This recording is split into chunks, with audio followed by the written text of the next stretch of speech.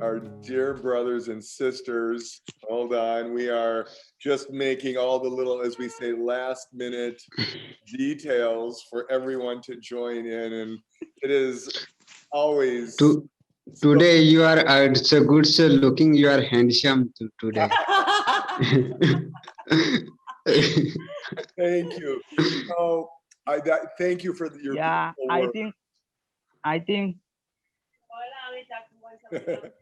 Well, let me introduce. today I think Bomb, Scott, and Marley is too excited. We are. He says Scott and Marla are excited, and that's something. You're correct, Juniad. We are so grateful. We feel so blessed that we get to come here with all of you, because it does bring us that excitement, that joy, that happiness. Network disturb हो रहा है. We get to see your beautiful faces and talk about so many wonderful things right now, and in a time that's so needed. So yes, we are excited. It's just being in that gratitude and Yes. having fun with this. But let me start off by introducing, as we say, the world to what we're doing. This is the Tree of Life movement. We're talking about spirituality. We're talking about peace and love and happiness and speaking our truth and being our authentic selves and talking about our emotions. We're talking about our feelings. We're sharing things that most people in this world never have the chance or the gift to speak freely and truly share their heart and their souls with this sacred space. And as Marla and I say, we leave judgment at the door, because we all know that there is no black, white, pink, yellow, brown. There is no Christian, Jewish, Buddhist, Muslim, that our souls are the same, that we are truly all brothers and sisters. But this world has forgotten. And we want to, again, to remind one another to have that love for brothers and sisters, that love has to start from within ourselves first, that we have to have peace within ourselves so that we can have peace within our families, our community, our countries, and in this world. And that change has to start from within, because I and Marla say, when we change the way we look at things, the things we look at change, but that change has to start from within us. That change has to start with us first. The world is not going to come to us, as Marla and I say every day.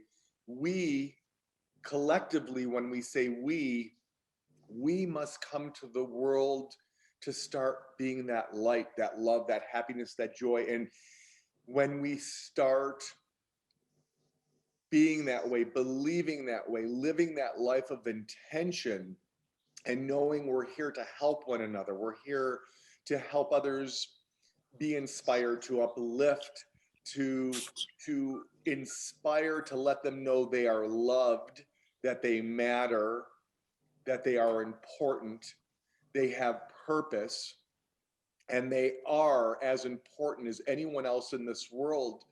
And you witness and watch them fill up, and they do that for another family member or friend or someone in their community or in their country.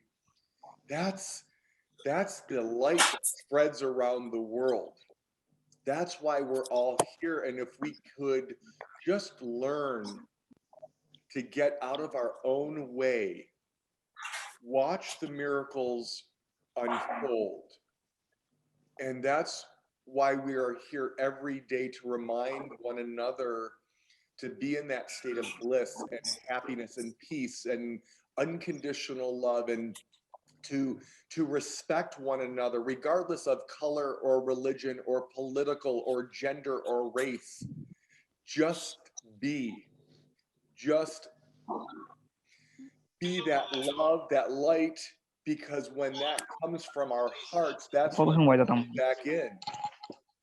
And you, when I say you, all of us here, you are that light. You are that beautiful difference that you will witness change from yourself, your family, your community. And that's why we say we get up each day in a state of gratitude to understand how blessed we are, because we opened our eyes today. Think about how many didn't open their eyes today because of sickness or tragedy or old age. We have a roof over our head. Think about how many people may not have a home or that are homeless. We have a bed, we have water, we have food. So when we can just start off our days in a state of gratitude and realize how blessed we are. Wow. Wow. And then with these gifts that I just mentioned, we can then touch one more person, one more soul. And that's why we do get up. And Juniet and Lacan, like you said, why are we so excited? Because if we could just reach one more person, one more soul to share that message and let them know they're loved, and they do the same thing, that's what it's about. That's what we do every day. And it's not about Marla and I, it's about us collectively. And that's the excitement, and that's the love, and that's why we're here as a family. And so I hope that answered your question, Juniad. Yes. Thank you. Oh yes. So tell us what anything today we're going to talk about just that, about being alive and using our gifts, our platforms, our talents, practicing our English skills, being here with family. Tell us what you would like to share with, as we say, the world, because there's already so many people here joining us, which is amazing.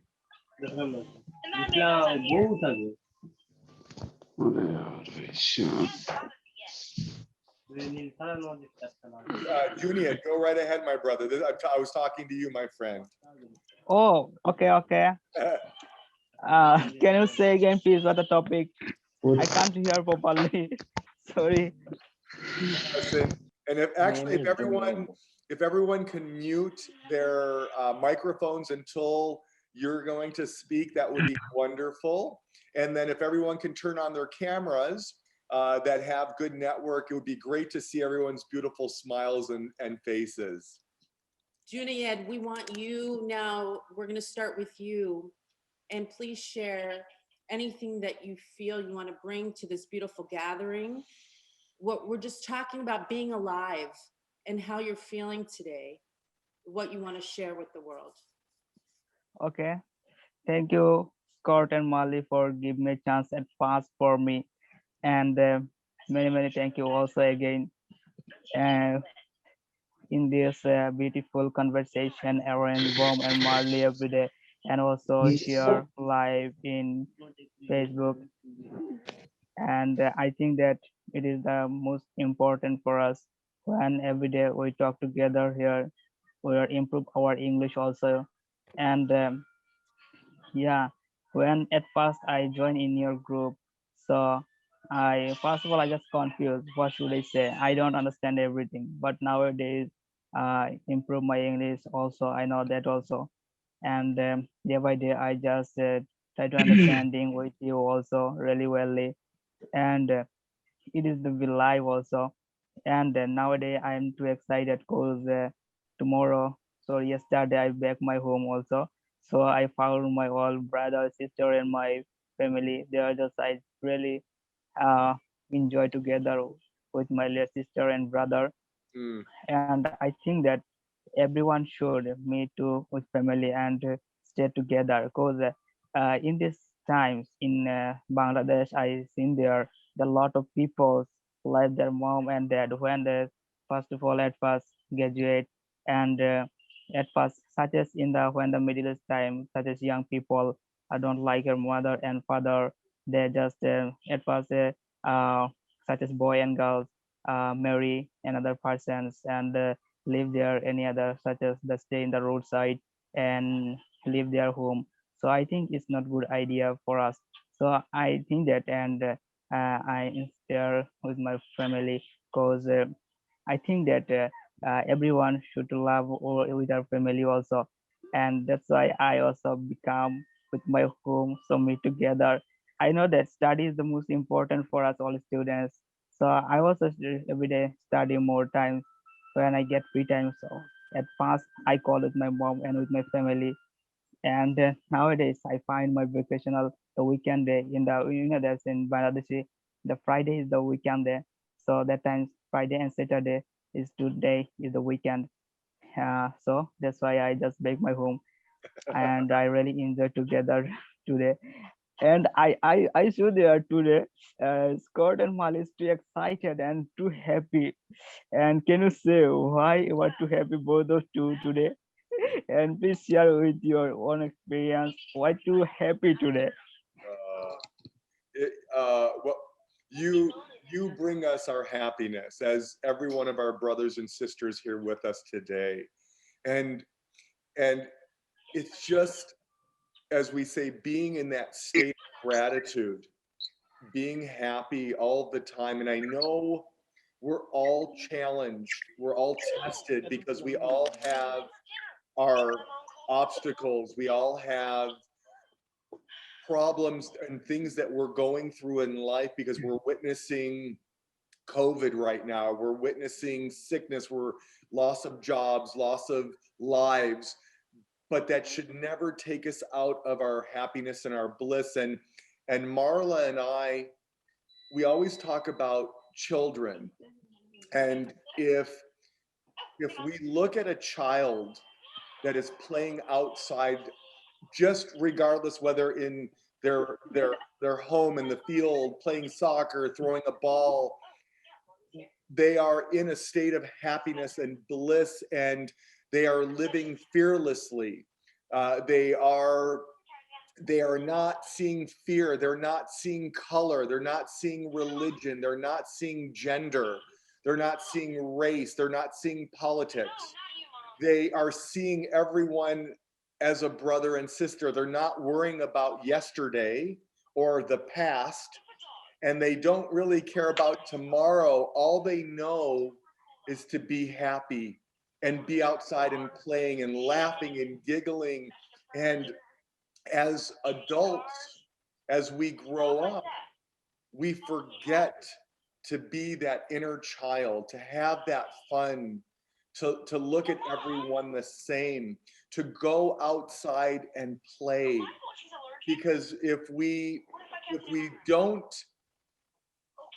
take the time in our lives to appreciate our lives, it's going to pass by very quickly, and we never want to be at the end of our lives and say, what if I lived my life all wrong? Because the world has told us to live in fear and to wake up and have breakfast and go to school or go to work and be religious and be just like this person. And then we don't even realize who we are. No one sees who I am.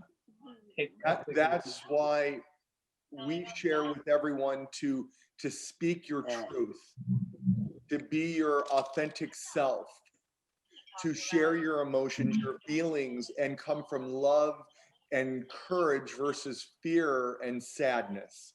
So I love how Junia, you inspire us so. And that Marla and I were just talking about this prior to coming on, that the wisdom, the gifts, our platforms, our talents, our abundance, our hearts are for us to share with everyone that comes into our lives. So that's why we say we're all teachers. we're all here to share that with another that may not understand that yet, but our whole lives we are students. We never Yes. stop learning. That is the tree of life. That is the blueprint of our souls. It is the evolution of consciousness. And it's not being better than anyone else in this world. It's being better than who we were yesterday. We're here to grow every day and learn and then share that with others. So I get so inspired that I could talk forever. Yeah, Bob, and when I just at first joined in your meeting, so day by day, just I find something new inspire, such as every day we just too excited to learning something new, talk together and other friends, share their own experience, such as love, sadness, happiness, everything. So we are not there, such as we don't find to get time to watch the TV and the news. But when in this conversation together, everyone to share the feeling, share the emotion, share the loveness, thinking everything also share there. So we are know there really easily. We know to really easily to another person, so it is possible by this in meeting also. Otherwise, I can't don't know how can to talk to another person in this group. Not also Bangladesh, UK, Canada, France also, and as the all world, the global people in here. So we are meet to really easily and find to more confidence how to talk to another person. We Yes, know that we teach, we learn day by day learn how can talk to another person. Yeah, it's fine really experience, and I'm too excited also here, and day by day I just find to I just I'm today I'm too enthusiastic to learn something new every day. I just think that I learn something new in this group also. So I think in this group everyone is teacher, everyone is learner, and we are beautiful brother and sister. And I think that your smile, and we are know that really easily. And I just so excited when I at first I see your smile. So I'm too happy when I join in this year talk together, remind my mind, refresh my mind, and I just consult my thing. I consult my hobby. I consult my achievement goal. So thank you, Bom and Marley. It's my own experience to share with you. Juna, yeah, you do the same for us. All of you here do the same for us. We can't wait to see you when we have these gatherings. You are so important to this movement, to this Tree of Life movement, this gathering, our conversations, because you teach us too.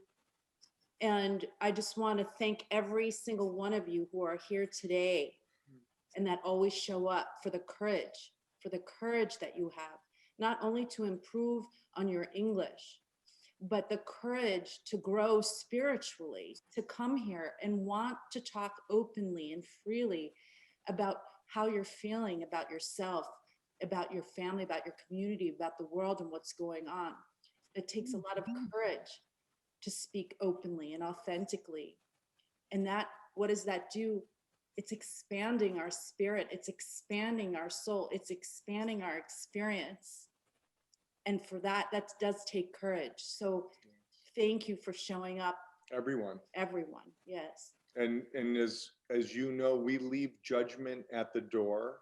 And even if it's someone joining for the first time and they're just learning how to speak English and practicing their English skills, even if it's one word they understand, even if it's hello or how are you, then that's amazing. We all start somewhere. A baby that is born doesn't start to crawl or walk immediately. It takes time and patience and understanding. And that's why Marla and I hold that sacred space for everyone that is here, whether they speak English perfectly or they're learning for the very first time and they just want to be here and listen and feel the energy and the love and the respect and the kindness and the gratitude that we're all putting out for one another. And the world doesn't understand that our hearts put out a measurable energy that affects this world. What we put out is what comes back in. It's actually science. It's the third law of physics, law of motion. But most people never talk about these things. I know we have all walked into a room and we're like, ooh, I want to go say hi to those people. Junia, just like you said, I feel your energy. I feel your smile, your love.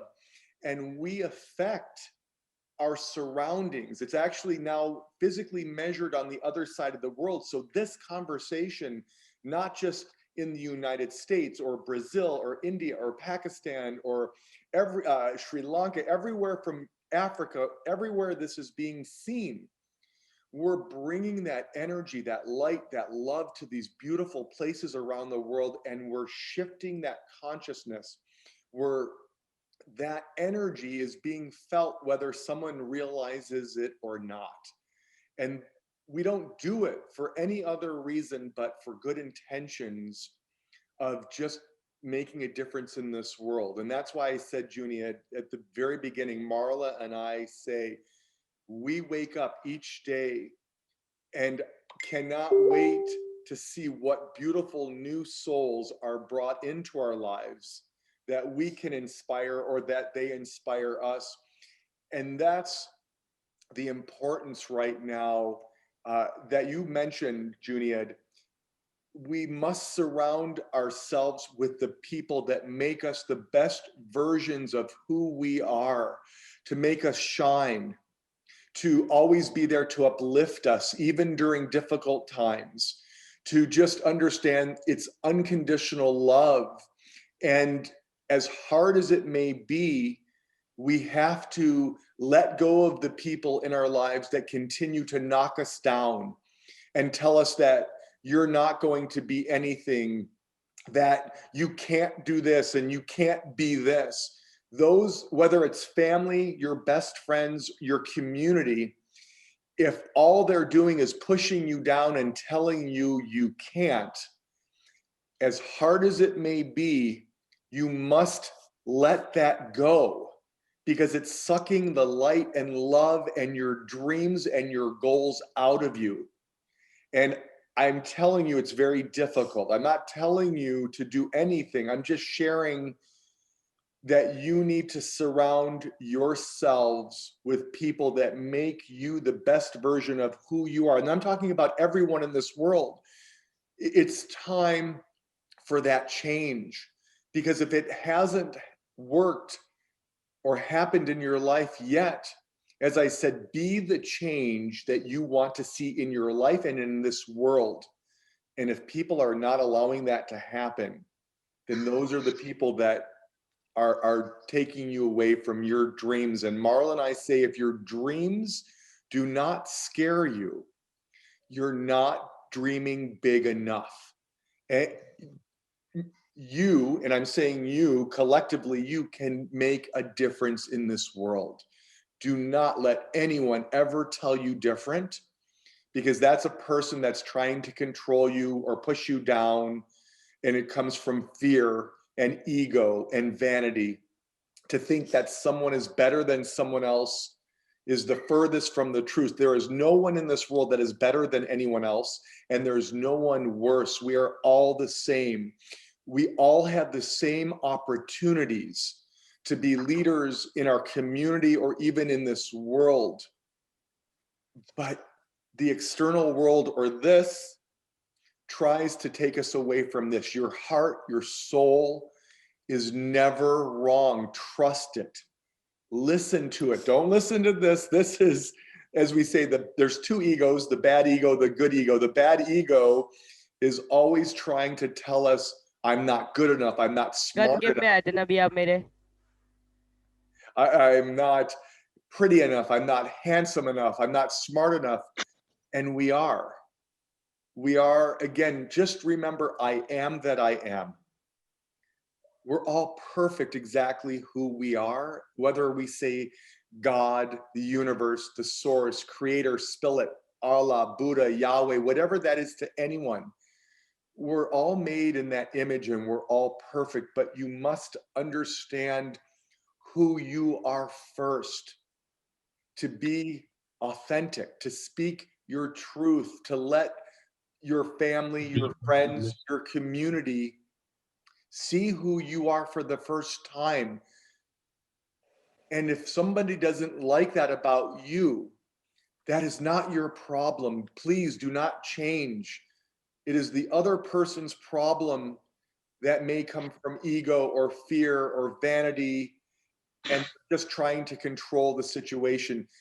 Be exactly who you are. Let everyone see your heart and soul, because it's never wrong. And it takes, as Marla said, courage, not only to show up here, but to show up every day for this world, to show up for your family, to show up for your community. And when this world sees who you are for the first time, wow. Think about the word guru. We're all gurus, but guru means G, you are you. Be exactly who you are. and have fun and celebrate your journey every second. Don't let this world, as I said, suck the light and love out of you. Don't turn on the TV or the news, because it'll suck the light and love out of you. Again, surround yourself with that good light, that energy, the people that make us all shine. So, wow. All right, Junia, this call is already amazing, but what did you want to add? Yes, perfect. It was so beautiful. We're gonna move on to our dear brother Lacan. Lacan, so good to see you. I have a sound. Yes, hi. What, Junied? Wait, Junied is trying to say something. Junied, hold on, my friend. You're muted again. Just a minute. Junied, you have to unmute.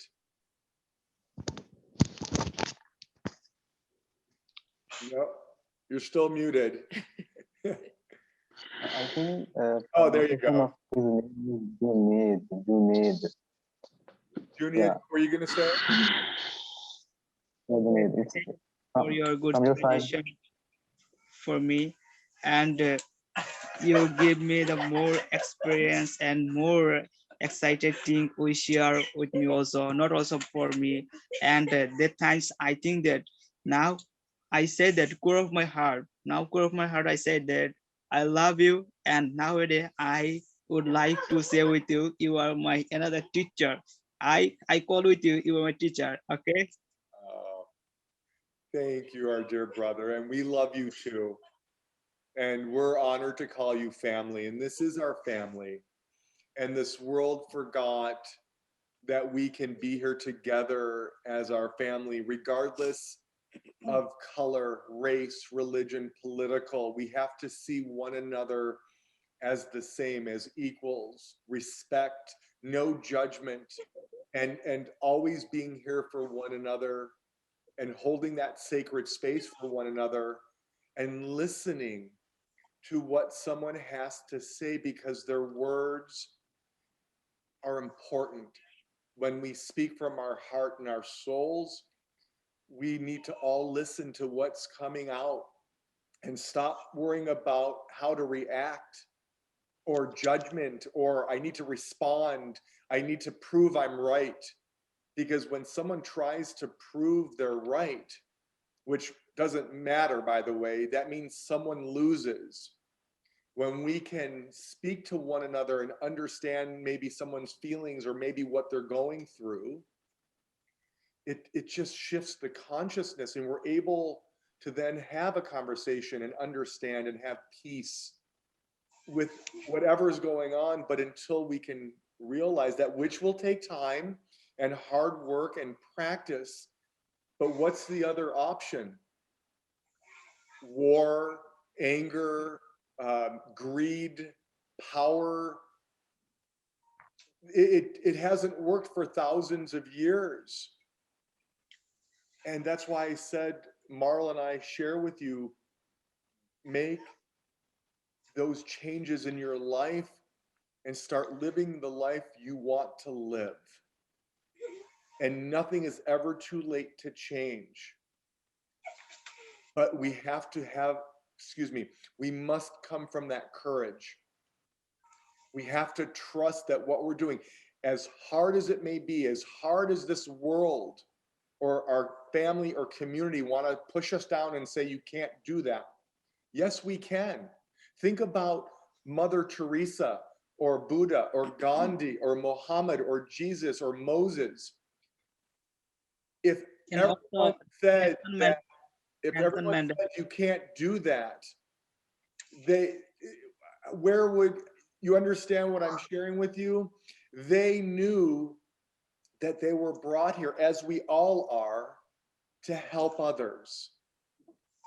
We cannot let the world take us out of that path of light and love, and knowing that we're all here to help one another, to exist with one another, to love one another, to support and be kind to one another, right? So we're going to go on to Lacan. Sorry, I get so inspired. Lacan, go right ahead, my dear. Yes. Yes, so our topic it's like love. Yes, but actually I want to say about love, because we should know about ourselves, and we should found love our heart. But people, I don't know about people, think people every time it's looking outside.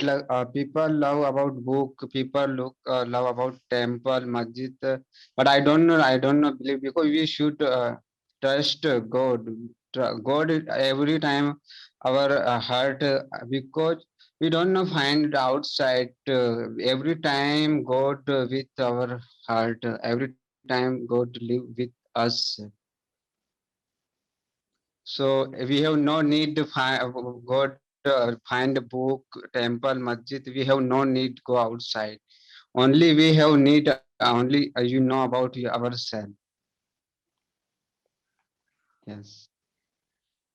Go ahead. No, Lacan, that's so beautiful. And yes. Explain, maybe elaborate on what Lacan is sharing. Okay, so Lacan was just sharing that, again, whether someone says God, universe, source, Yeah. creator, Allah, Buddha, Yahweh, spirit, whatever that is to you in this world, anyone, what Lacan was sharing is that that connection between you and above Yeah. is what is important. And your temple, Yes, exactly. yes, your temple, your church, your synagogue, your mosque is wherever you are. You do not need to go to prove to anyone that you're a good person. You and above only know that, because there are people in this world today that will go to church or temple or mosque or synagogue, and they'll come home and be abusive to the wives or the children, or kick the dog and the cat, and are very mean to everyone other than, I'm a good person. I went to church, I went to mosque, and they're hiding behind the religion. And I'm not saying don't go. I'm saying it does not define you. You are the only person that knows who you are, and your prayers, your heart, when it comes from the right intentions, is being heard, versus hiding behind certain things in our lives. So that was, did I elaborate enough on that? I would add that Lacan was sharing that you don't necessarily need a book to feel the love of God. That many of us retreat to a book and read prayers to connect to a higher being. What Lacan is trying to express is that we are made in the image of God, and if God is love, ultimately love, then aren't we love? And if we are love, then we're all God, godly. Yes. Do not need to open a book to search for something outside of ourselves. That everything we need is within inside. But we forget. We forget because most of us are living on the objective world, on the materialistic world, on the external, and we think that all the answers are out there for us. But meanwhile, everything we need is inside. And I believe this is what Lacan is trying to share, that we don't need to look for something outside of ourselves. All the answers and the tools we need are always within. Is this what you're sharing, Lacan? Yes, yes, exactly. God, He provide everything in our inside. Yes. Yes. So true. So beautiful. But Yes. sometimes what happens, Lacan, is that fear sets in to our minds and we get on this pattern of thought. And so we become fearful of what we might find on the inside because there's pain that we have not truly identified with, maybe something from childhood, maybe something that happened, with a neighbor or something at school or our job. And it's too painful for us to look inside of ourselves. And so we ignore it and suppress it. And so we try to find other things to fill that void versus the truth. And so Yes. we're dancing, and stay within that energy field of negativity, and we don't trust it. We don't trust that sometimes, if you want to call it a mistake, which I don't believe in mistakes, but if you want to call it a mistake, that the mistakes are just as important as the wins,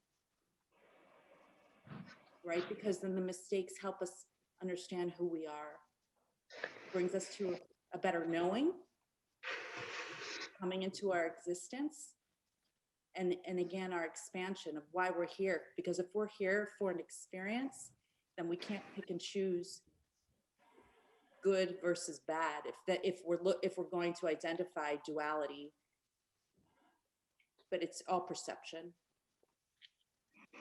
But if we can just sit with the pain once in a while to understand what it is I need to know about myself and then let it go, then love is right in here. All the tools we need are within inside of ourselves. Yes, you are correct. So actually, I want to ask a question. Whenever it's sometime it's our mistake. So how can we apologize God? I don't know about whenever it's something mistake other person our side. So how can we apologize on God? How can we Apologize. Apologize. Yes, apologize. that is such a beautiful question.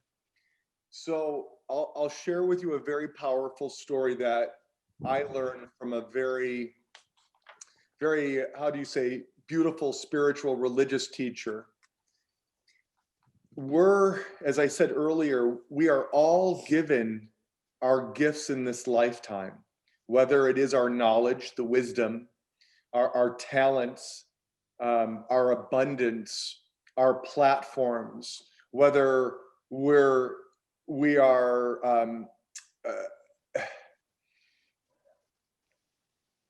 we are given everything in our lives for a reason, and people think because of this that I worked hard for this, I earned it, I deserve this.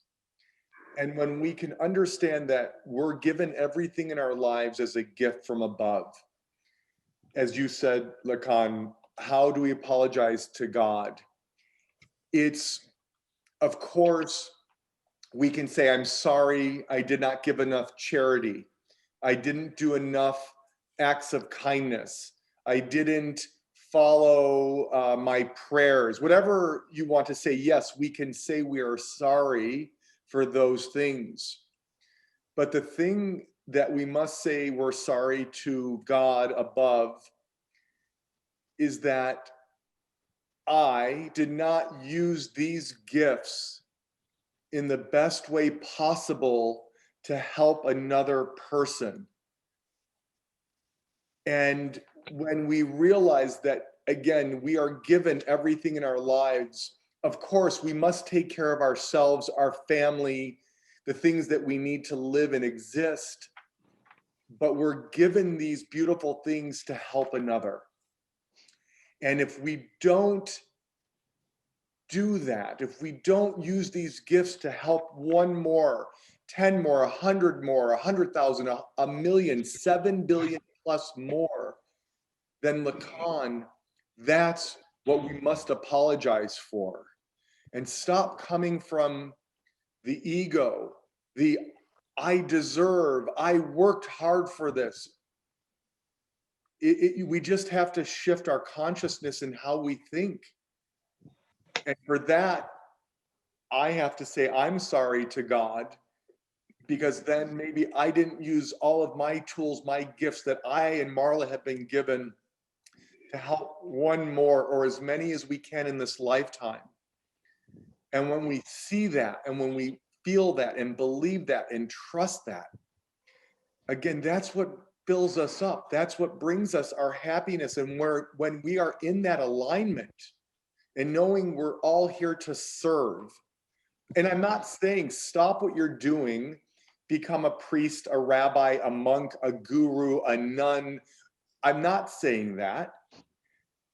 But think about it in a way that the things in our lives, we're here to help others and share with others. And it could be a simple act of kindness just by smiling at someone, asking how someone is doing, giving them clean water, giving $1, whatever that is to any individual. Every act of kindness is just as big as someone giving $1 million. Your time, Marla and I will say this over and over, your time is the most precious commodity in this world. And it's how we use it to the best of our abilities. So I hope that answered your question. I want to share something a little different from Scott. Typically we say the same words, but sometimes something else comes that I like to share. My answer is more simple, and to me, it's about unconditional love. Do you know what unconditional love is? Yes. So again, if we go back to what we stated at the beginning of our conversation with you, Lacan, we talked about love, that we are love. God is love. At the end, everything is love. So if you are love, you must love yourself unconditionally. As we've talked about here many times, we get into a thought pattern. You know, we get new thoughts in our minds if we allow it, and we get onto the momentum of thought. We receive new thoughts every 17 seconds. It's really kind of fun, right? You get one thought and then another thought comes in. Did you ever notice that? All of a sudden you're like, wait a minute, how did I get over here when I started with this thought? So what happens is we start thinking that we're not good enough. Again, going back to the negativity pattern, because our whole lives, maybe people were telling things to us that weren't nice or kind, and we started believing the things that they were telling us. Why wouldn't we believe it? They said it. They said, oh, you're not smart. You're not pretty. Why wouldn't I believe that? They said it to me. So if we're believing that, we start moving away from love of our truth. And if we don't love ourselves, as we've talked about here, how can we truly love someone else? So we must start with ourselves, not out of selfishness or vanity, but because we are all one. And if you don't love yourself, then how can you love any of us? How can you love your family? How truly? Think about that. Can you look in the mirror and say, I love you to yourself? It's a hard exercise for many people to do.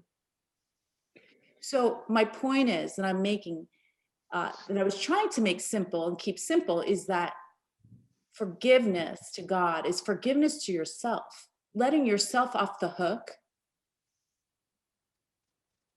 just acknowledging maybe something that you've done that maybe you resented is actually a good thing. It's a good thing. It's a part of your spiritual growth. It's when you hold on to it, that's not a good thing. It's carrying around a heavy bag of rocks with you your whole life. You don't need that bag of rocks anymore. Leave them behind. So when you can truly love yourself, you will be able to forgive. And God is not judging you. God just wants you to have a pure existence of love and joy and bliss and happiness. And yes, you're going to be faced with obstacles along the way. And learn from them and let them go. Just let them go. Don't go back to the past. You can't go buy an airplane ticket. You cannot go buy a train ticket and say, can I please get a train ticket or a bus ticket to the past? The person's going to be like, we don't have a place called the past that you can go to. Really? Because I really want to go visit there. No. You cannot go to a place called the past. So stop going there. Let it go. Love yourself. That's all you have to do. That's all God wants you to do. Does that help? Lacan? Did I answer? Yes, I got it. Yes, I got it. Oh, good. That's beautiful. Okay. Saad. Saad, we're going to go on to our dear brother Saad. Are you there? Yeah, I'm there. Yes. Oh, and by the way, I just want to let everyone know, because there are so many beautiful people here with us on this call from around the world, that everyone will have an opportunity to speak and share whatever they would like to share and where you are in the world and what you would like to talk about. So thank you all for being patient. We always want to have everyone have that beautiful opportunity, whether it's just saying hello or going a little bit deeper in conversation like Marla and I are doing right now. So Saad, tell us a little bit about yourself, where you are in the world and what you would love to talk about. Hello everyone, I am from Pakistan and I live near the capital of Punjab, province, Lahore. And I'm a student.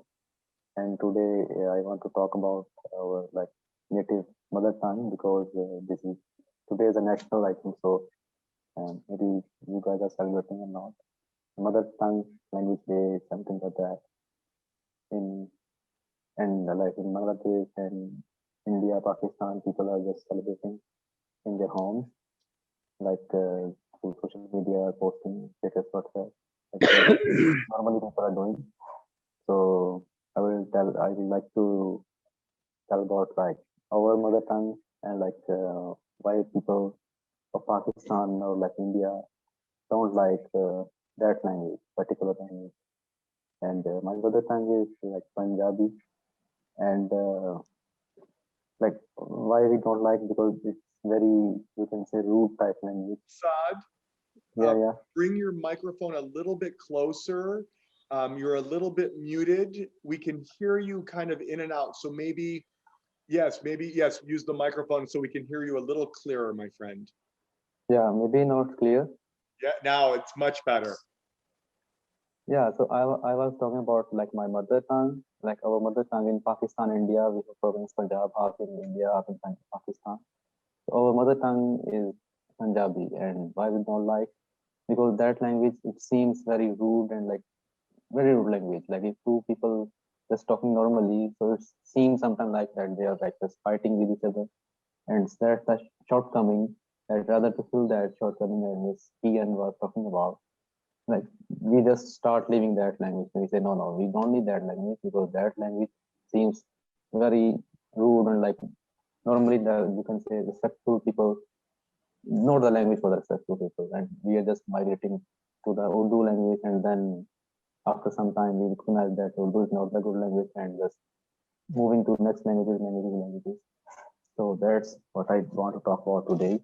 And plus shortcomings in our region, we are not designed, or like we are not like moving in the way that we are just our parents or someone is teaching us to how to overcome and how to learn from outcoming, how to shortcomings.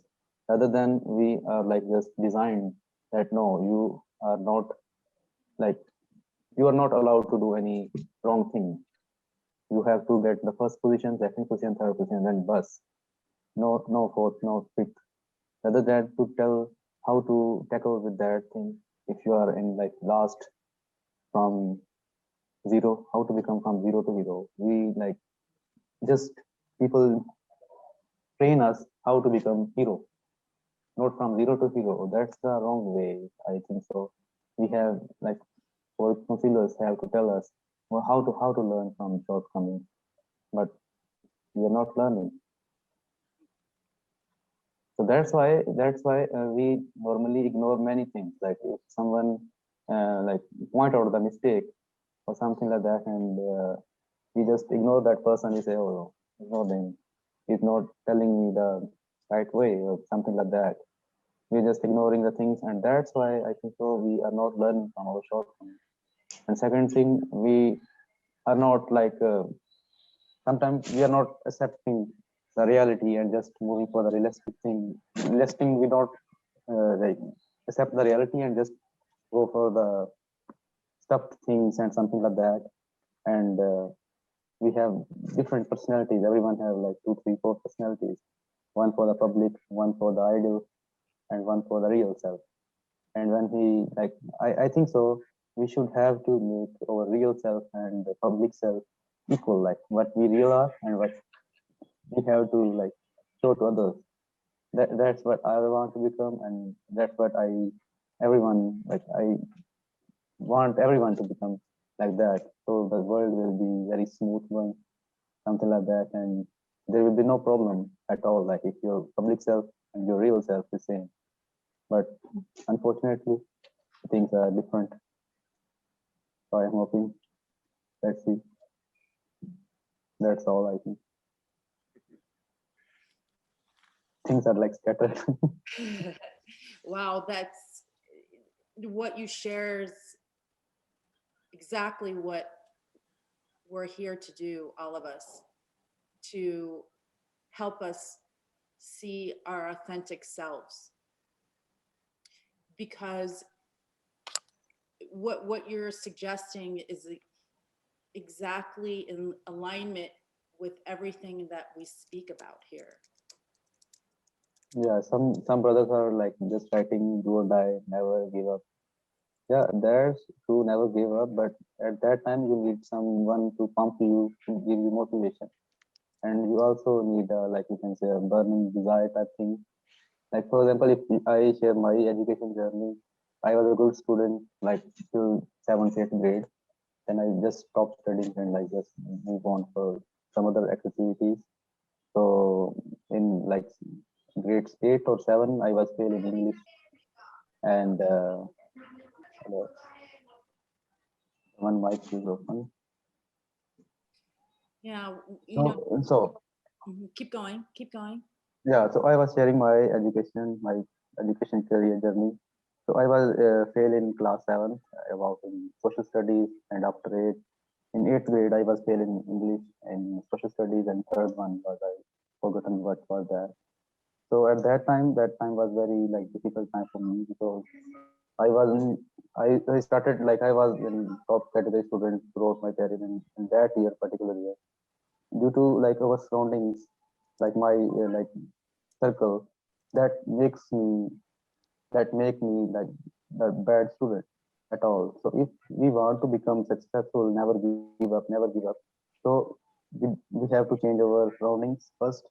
We have to move on to the people that are similar with us, that goals are similar to us, not that the people we are just moving backward and you are just joining with them and trying to do the task that the other party A, you can say, want to do. You're right. You know, I shared this, I think, a couple weeks ago, that John Lennon had a quote, and you know, he said, "You must." Well, to what? explain who John Lennon is. Do you know? Do you guys, John Lennon was one of the Beatles, the musician. You know, he was all about peace and love, and that's what they stood for. You know, they were called radicals, and you know, this is bad work that you're doing, and really their mission was to share and spread peace and love throughout the world through their musics, again, through their platform. That was their gift. They were given to help share those messages around the world. And Marla was, hold on, I'm looking for the exact quote. No. Well, Oh, what were you going to share? What I'll do is I can just paraphrase the the Oh. quote. Is being honest. Being honest may not get you a lot of friends, but it will always get you the right ones.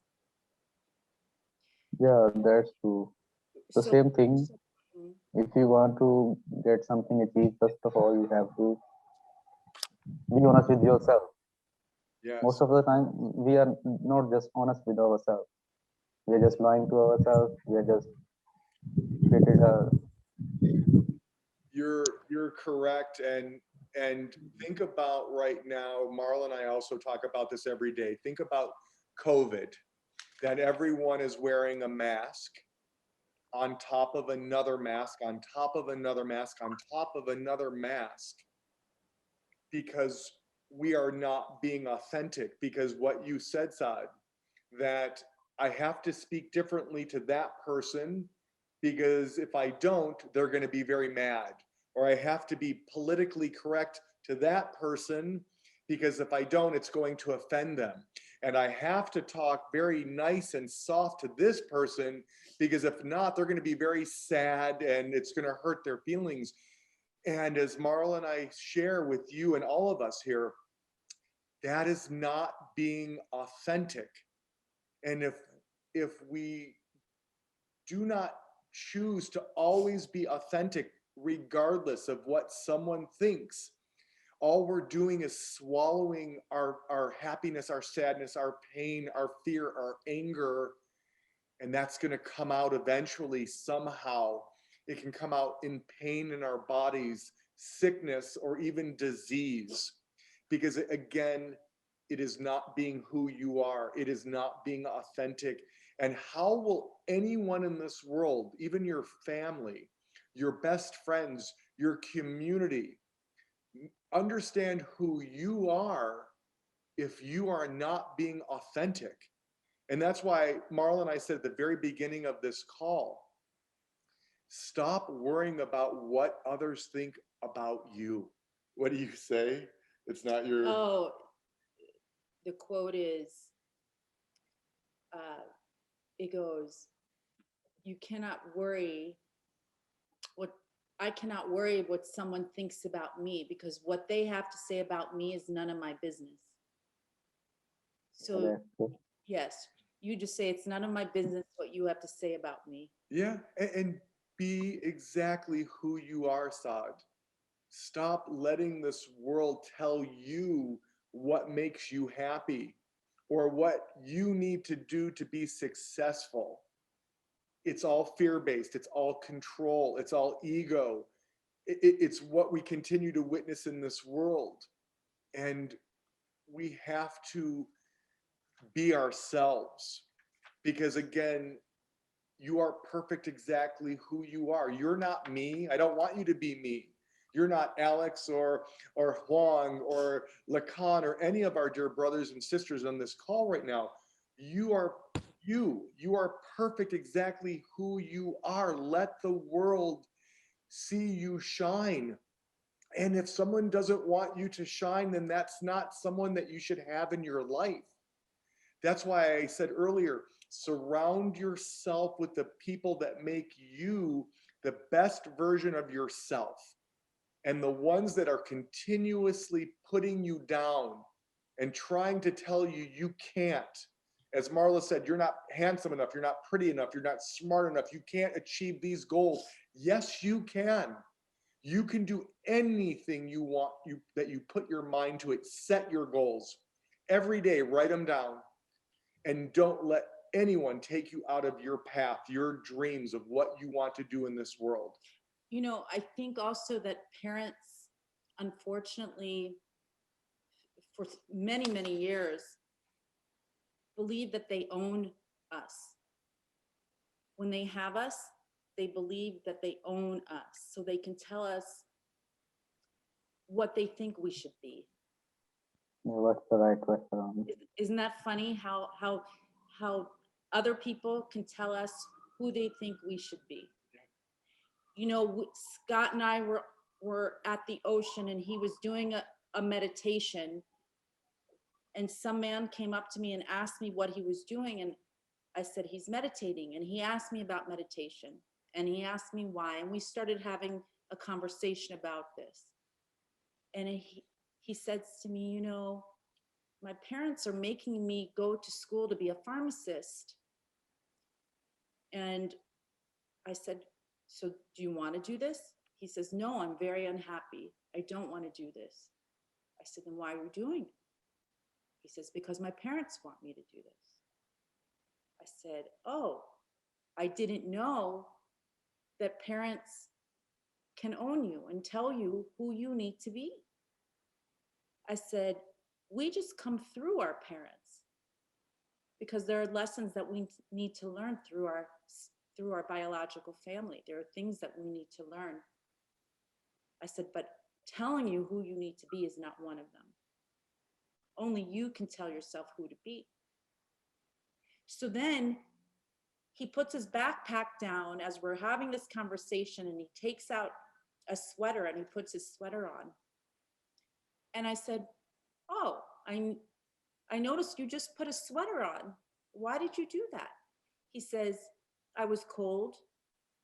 I said, oh, okay, you were cold.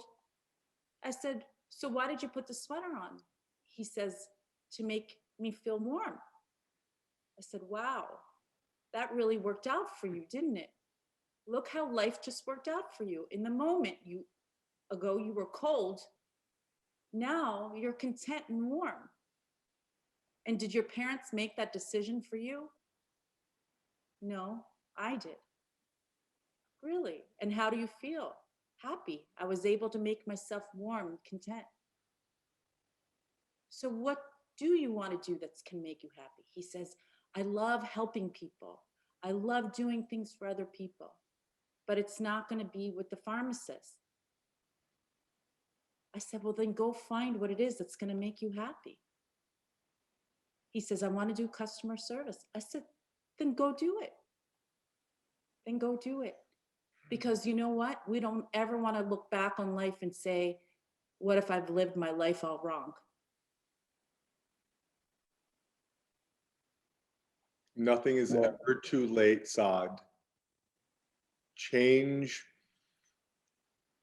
your direction if you're not happy. We had a beautiful couple come to our office for intention sticks for the Tree of Life at 90 and 91 years of age. And they both said to Marla and I still have so much more I need to do. That was at 90 years old, because nothing is too late in life to help one more person, because we then realize that is what does bring us our happiness. And when we can just let go of those reins and surrender to the external world, and what Marla just said, doing what makes you happy, Saad, not what makes me or your parents or your community happy.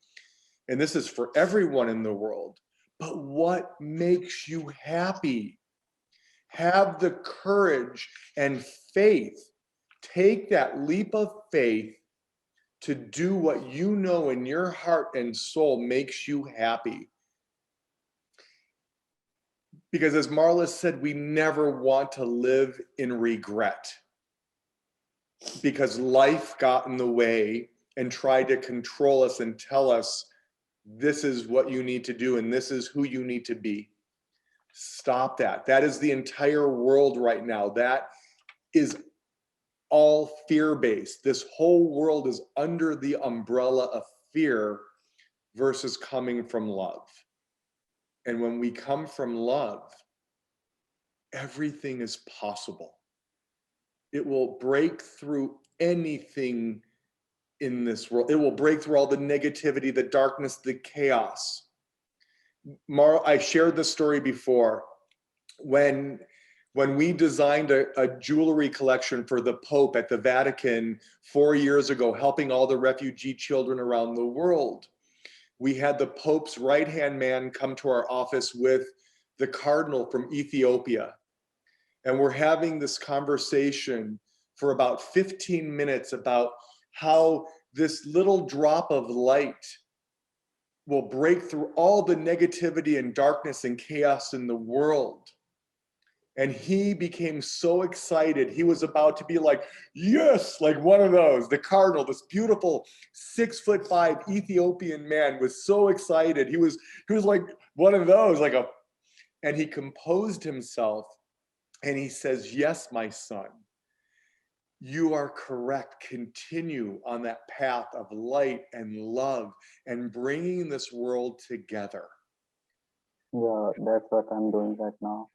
I am giving free Urdu classes to the people, like mostly the couples, from countries like Mexico, US. They are just trying to do conversation with their families in Pakistan, but they are not doing well due to communication gap. Like Pakistan people mostly cannot speak English. So in 1 hour. Yep, there you go. To make their life better. So for my happiness too, I am just become a cause for their building more better relationship. I'm giving classes to them from 7 to 8, 1 hour, 2 hour daily basis. So that makes me happy, and that I want to do that more and more. And that's what I'm doing for the world right now. And plus after that, I have time so I give that time with a group. We have a group on WhatsApp, same like Niche Global One. So we discuss what we have learned, and we transfer that skills to others. And we just go exchange the skills in their 2 hour, 3 hour class daily basis from Monday to Friday. I know that's what brings you your happiness. I can see it in your smile. I can feel it from your heart. Yeah. And that is you. And you love doing that. I see you beaming from that.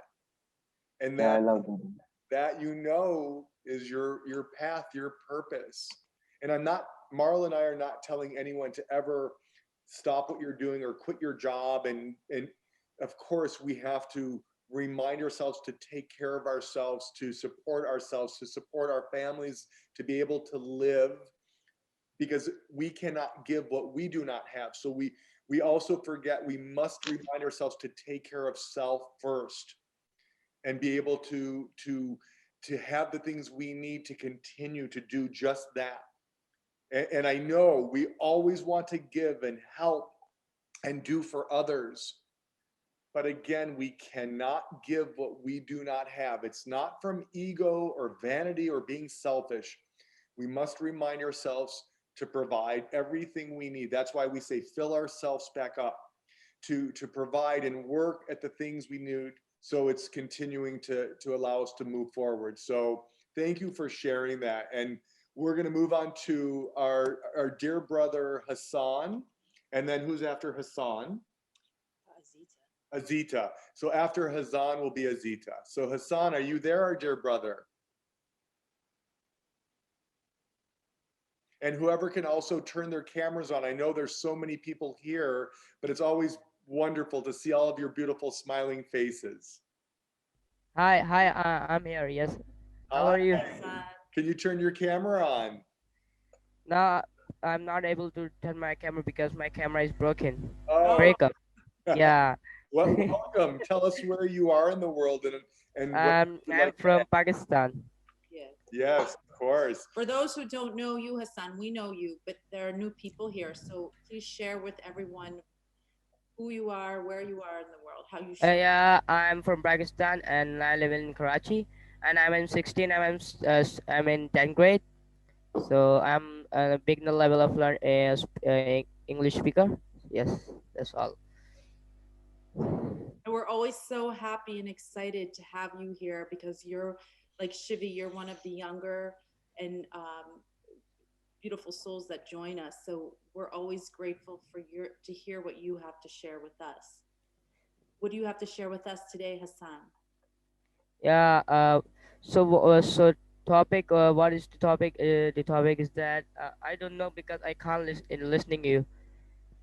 You know, it's not anything in particular. We're just sharing how we show up in life, and we're all here to hold. Okay, to show up others. Mhm. Yeah. Yeah. Like in education. Go ahead. Like I mean in my way of thinking, I thought that am I a boy? Am I learning English? Like I just thought that to thought that, and now I'm like speaking English.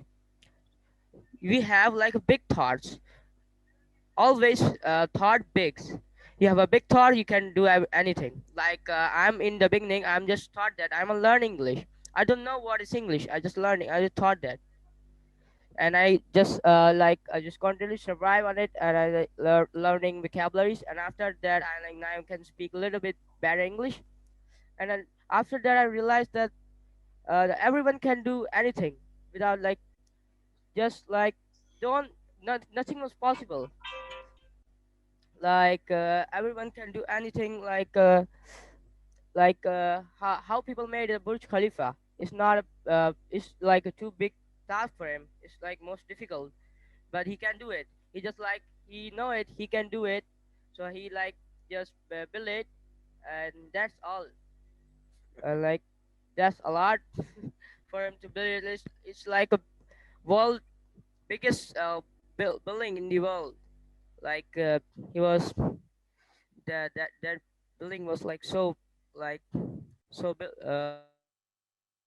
so enormous.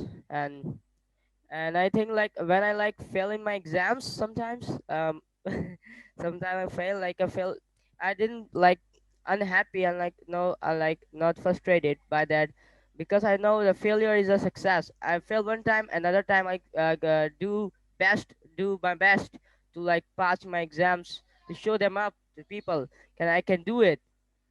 Yes. Yeah. That's all.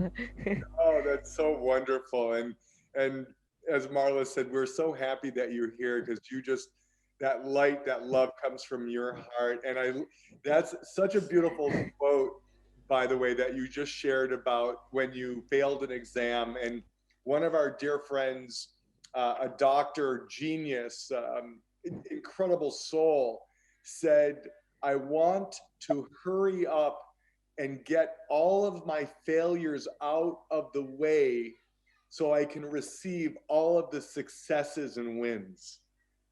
So it's okay. We're not failing.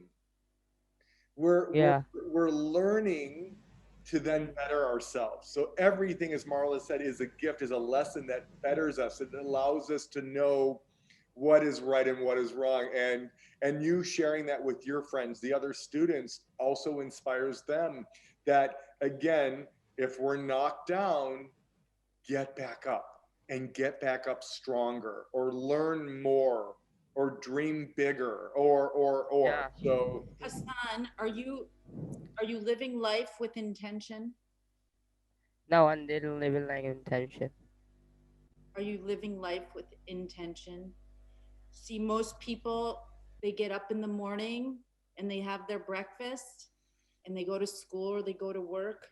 No, I'm in 3 days in a week I go to school. I learn in government school. Like that's why I'm rarely go to the school, because there's because of COVID, and in our school there's children must not come to the school. That's why I'm also don't go to school. And I woke up early for like offering prayers, and after that I sleep, and after I woke up again, and like take a breakfast, and after that like I'm doing casual things, whatever I do all day. Yeah.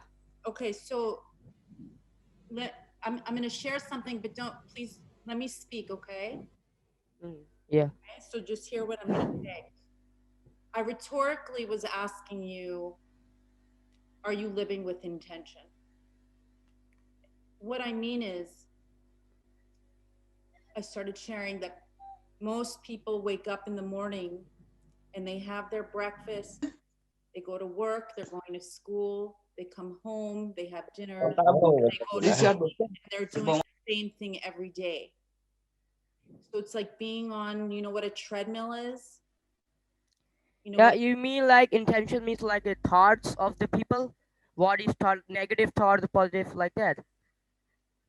in setting your intention is what experience do you want to have right now? Yeah, What is okay. my experience in this moment at the present time? Because most of us, obviously we cannot live with a crystal ball and don't know, we don't have control of our future. But, Yeah. but what you can do is live a life of intention. And intention helps us transform our experience. It allows us to have an experience that we want or that we desire at that given moment. So most of us are walking into the storm or driving into the storm, and we don't even know what we're going to be facing. So intention is what gives us purpose. It's what gives us passion in life. It's like if you're not living with intention, it's like getting into a car and driving without a destination. How do you know where you're going? And how do you know what you want when you get there? So if you're taking your examination and you're just taking your test to see what knowledge you've consumed or kept in your brain, what do you want from that? So when you're sitting there taking your exam, you sit in your I am presence, your love, your godliness, and you say, I am knowledge. I am knowledge. I am wanting to receive the knowledge I need for this test. At that moment, that's what you need in your life. That is your purpose at that moment, is to ask for knowledge. But if you're just living and you're just doing the motions and you're just existing, then you're missing your whole experience of life. Yeah. You say absolutely correct. You hit the nail on the head. Yeah. So I'm just reminding you, no matter if your experience is superficial or trivial, meaning you're just going to purchase something at the store, or if you're going to meet a friend, if it's something extremely important, extremely Yeah. difficult situation, what is it that you need at that moment? Do you need compassion for yourself? Do you need kindness for yourself? Do you need peace for yourself? When you're facing a situation, maybe you're walking into a room and it's going to be with your teacher, or maybe you're going to walk into a room and it's going to be with a business associate. And maybe at that moment you need courage. So you must set your intention of what it is you need at that moment, and you will receive everything you need. But you have to stand in Yeah. that intention. So every step, remind yourself to set your intention. Yeah, I want to share you something. Am I sometime I might fail one exams. One day I might fail exams, and my brother like was degrading me or demoted me. You are failing exams, and I thought that am I utter hopeless? Am I lose my hope? And I did nothing do in my life because I know that failure is a success. After that, I work hard and on my study, and I studied. After that, I get a great position on my school, I knew that, and after I realized to lose your hope is not a thing. You wanna like you wanna hopeful for something, like you do everything. You just like stick on it. Just do it. Not afraid of that thing.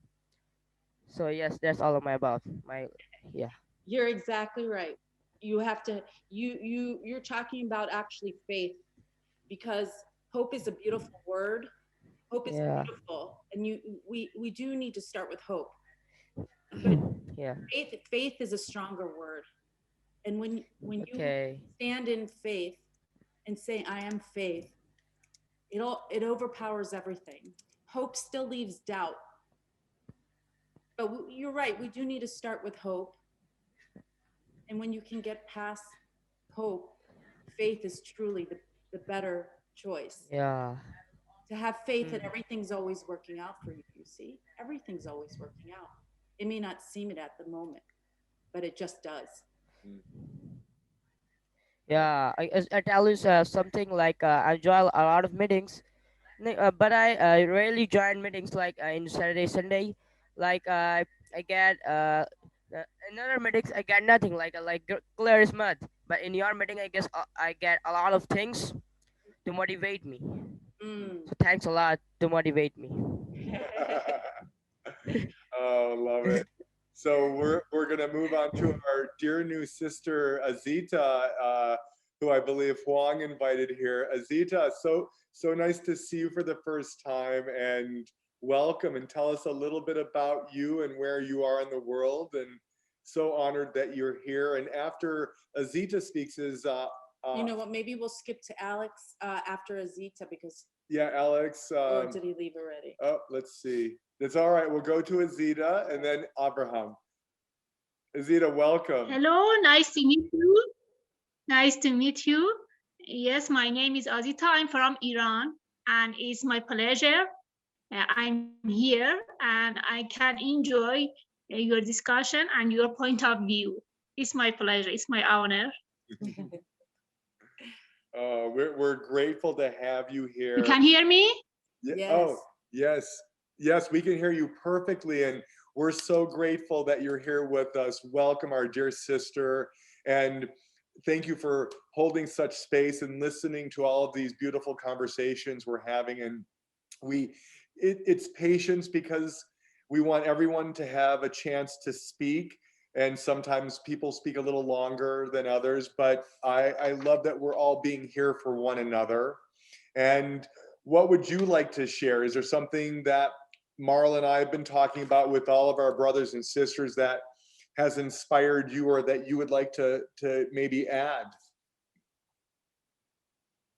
Yes, it's okay, no problem. And I'm enjoying about discussion about another point of view of another members, because I know everybody has its idea, and all of us helps us for getting better and for better living. Yes, okay, it's okay, no problem at all.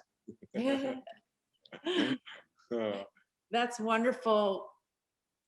First of all, you're so beautiful, and we're happy to have you here. And we welcome anything that you might want to share.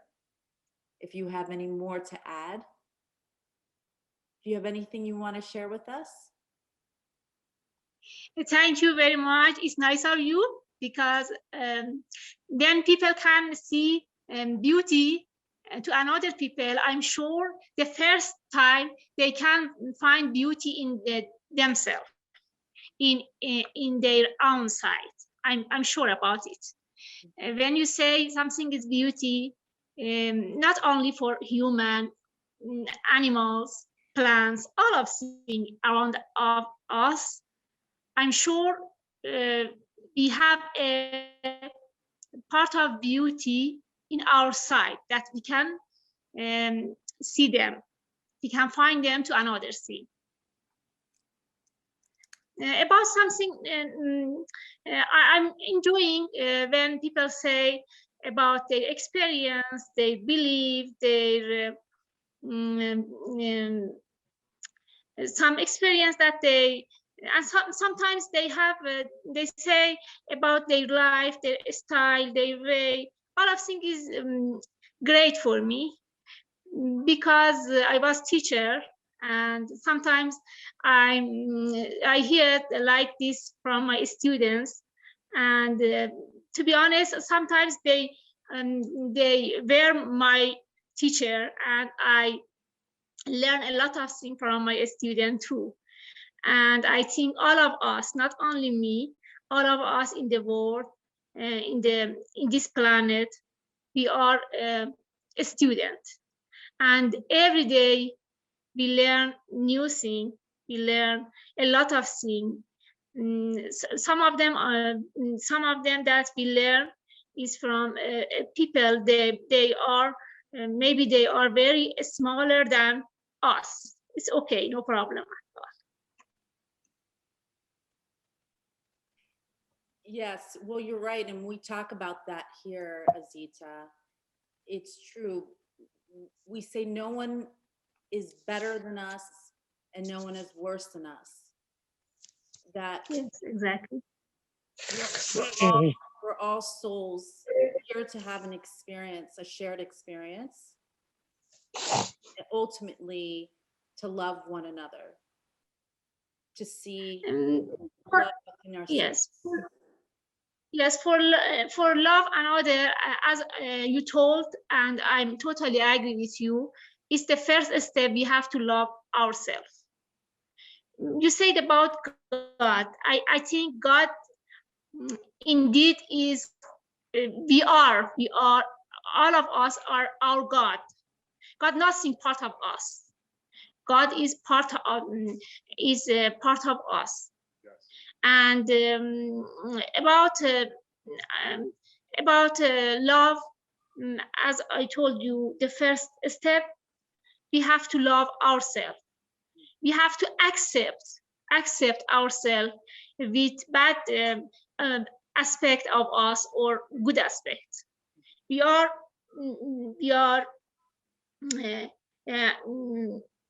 I'm beginner in this language, and I'm trying transfer my mean. I hope I can. I hope I can do it.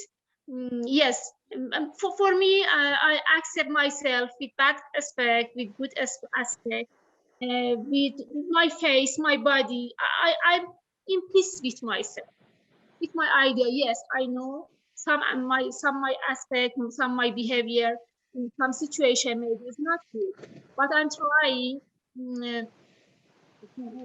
I'm trying do my best for all of moment. It's okay for me. And for my son, I say no problem for me. What do you do? It's important for me. You do the best of yourself, and don't compare yourself with anybody. I don't like it. It's not important for me. How is your friend's grade? How is the score? Not at all. If you do your best, it's okay for me. Yes. Yes, I think we have to accept, and we have to work in this issue when our children are very small, special for children. Elementary school, I think, is important, very important in their life. Even though I think it's better parents, when their children was born, when the children were born, they have to learn a lot of things about their children, their training, because it's very important how deal with this issue, because for all of for their lifetime, their character made that age, and it's very important. But unfortunately, our education system, when our children go to high school, college, and university, they want to learn something about their life, their truth. I think it's delayed. It's late. it's late. We have to start when they were born and when they are in elementary school. Yes. I think it's important, but unfortunately, it's not in my country. All of countries have this problem with their children. Some of country like Finland and so on, I know their education system is better than another country, but most of them have this mistake, unfortunately. Wow, Azita, your English is great. Yes. Your English is great. You know, Thank you. you're right, and this is why we're all here at this gathering again to remind us that yes, we're all here for one another. We have to make an impact on our children and our future generations. You know, when you think about a child, or even if about ourselves, so even if we just look at ourselves for a moment, and you think of when you went to school and you were in kindergarten, and in kindergarten you're about 5 years old, and a teacher asks a question to all the children, and everyone's raising their hand. I want to answer, pick me, you know, all the kids are so excited, yelling and screaming, pick me, to the teacher. They're so excited. Now, by the time, let's move forward. Now, here in the United States, I'm not sure around the world, but here in the United States, you finish school, unless you're going on to the university, at 12th grade. We say a senior in high school. So now let's say you're the senior in high school. You're in 12th grade, you're about 18 years old. And now a teacher asks a question. No one's raising their hand. No one's raising their hand. They're sitting on their hands. Why? Because fear has set in. From the age 5 to the age 18, they've been ridiculed in some way. They've been put down in some way. They've been shut down in some way. And laughed at some way. Bullied. So in between these years, fear has set in, and they're afraid to answer to the teacher. Because of the reaction. Maybe the teacher is going to make fun of me. Maybe the students are going to make fun of me. Maybe I'm not going to be right. How's that going to make me feel? They can't identify with who they are because they've been brought out of the love that you speak about. They've been taught to be afraid. We've been taught to be afraid. And so you're right. The most important thing to learn does not come from our books.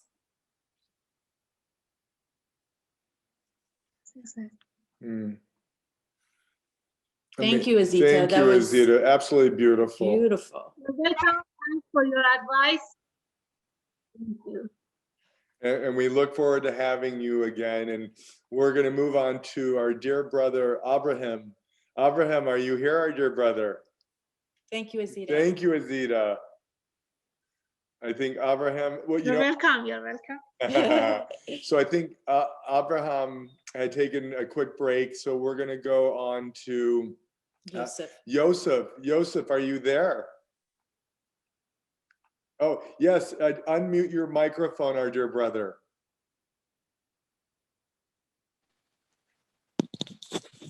Hi.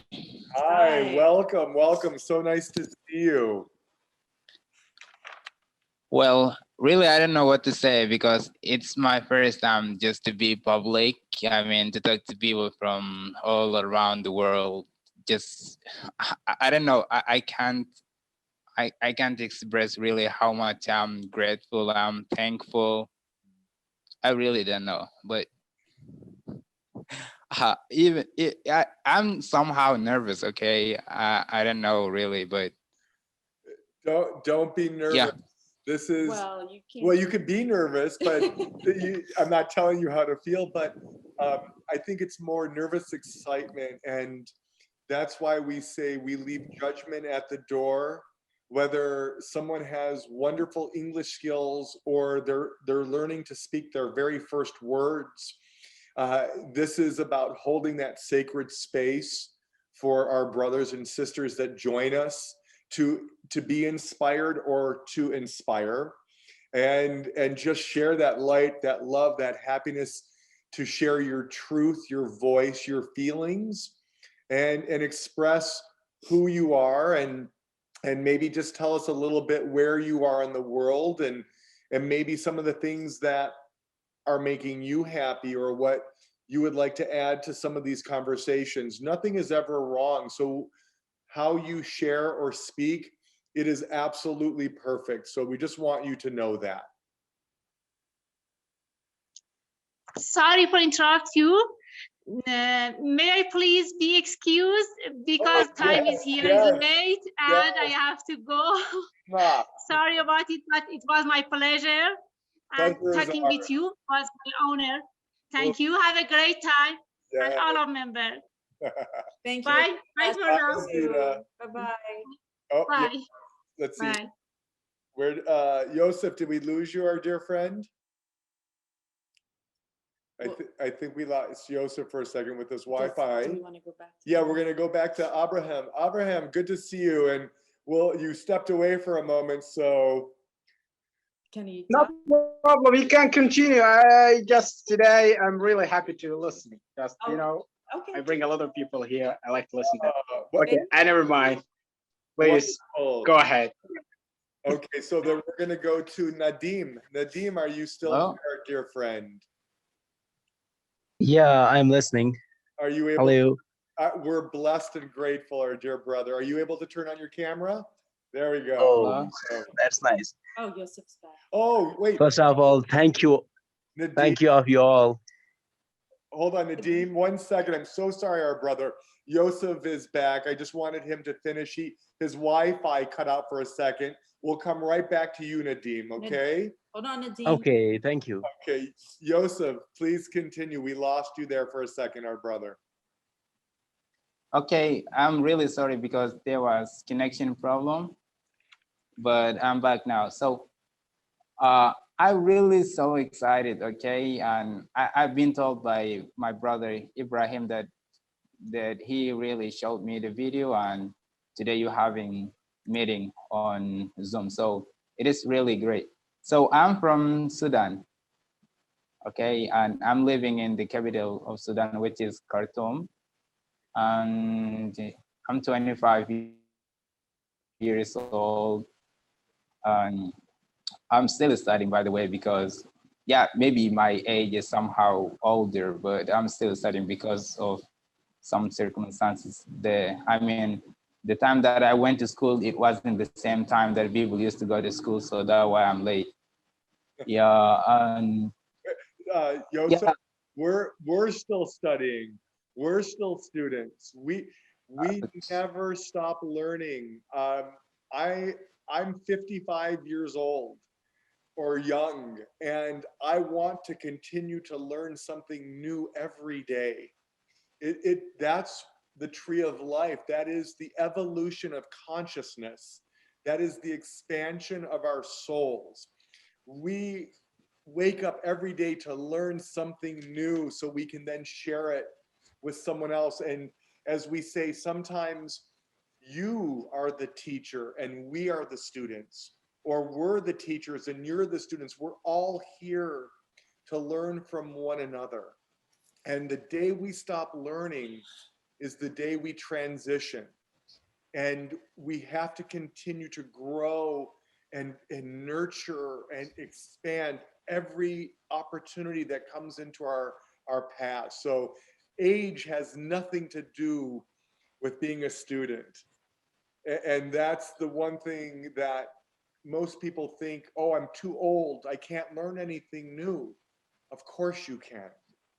And that's the beauty of this journey, to always be growing and moving forward and saying thank you for all of the lessons and all the gifts and all of the ups and downs, because everything happens for us. It brings us to the next place in our lives and it makes us who we are today. And that we have to be in a state of gratitude and thankful every second. So I just want you to know you are so young and you have so much to learn, as we all do. So never think age has anything to do with you being able to learn. We're growing together as this beautiful family around the world. Yeah, there's Yeah, a yeah. quote that says that we are sometimes we teach, but we always learn. Yes, correct, Roberto. Yeah, so really it is very humble of you when you say like we are the students and you are the teacher. So really you're just giving me something that bigger than me, I guess. So, but thank you. So I was listening to you, and the thing that I really come across is we were talking about like being yourself, or just like being who you are instead of trying to copy someone or just trying to be someone else. I was like, just like, I remember that there was saying, or there was a quote that said, be yourself because everyone else is already has been taken. So like, yeah, I know there was another one called like, be yourself in the world that really, or the world that constantly trying to make you someone else. So it is a great achievement to be yourself nowadays, really, because I don't know, everyone trying to be someone else, and I don't like that, because really I just want to be me. Yeah, and Exactly. yeah. Exactly. So You know why, Yosef? Because you are a miracle. You are a gift to this world. You are exactly perfect, just who you are, as you said, as Marla and I talk about every day, as every one of us are here right now, or watching this around the world, that you are perfect exactly who you are. You do not need to be anyone other than you. Let the world see your heart, yourself, your truth, your authenticity. And that's why we get up each day and absolutely want to inspire and give someone that courage to let them be exactly who they are, and say, don't worry about what someone else thinks. Not in a mean way, because when we're not authentic and we're not doing the things that feel right in our heart and our soul, it's you're going against the grain, you're going against the flow. And when you are in alignment with self and you have awareness of self, and when we look from within for the answers, we continue to move forward and grow, and we are in that alignment of happiness and bliss. And then the people come into our lives with that same alignment.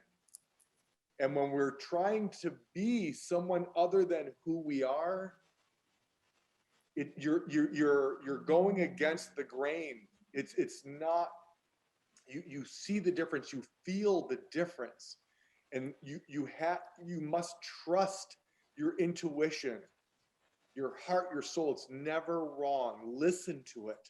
Say, shut the heck up to this or the external world. That's what's trying to take you out of being you. Be you.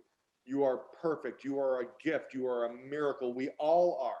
When we realize that for the first time, when we can just learn to get out of our own way, watch the miracles unfold.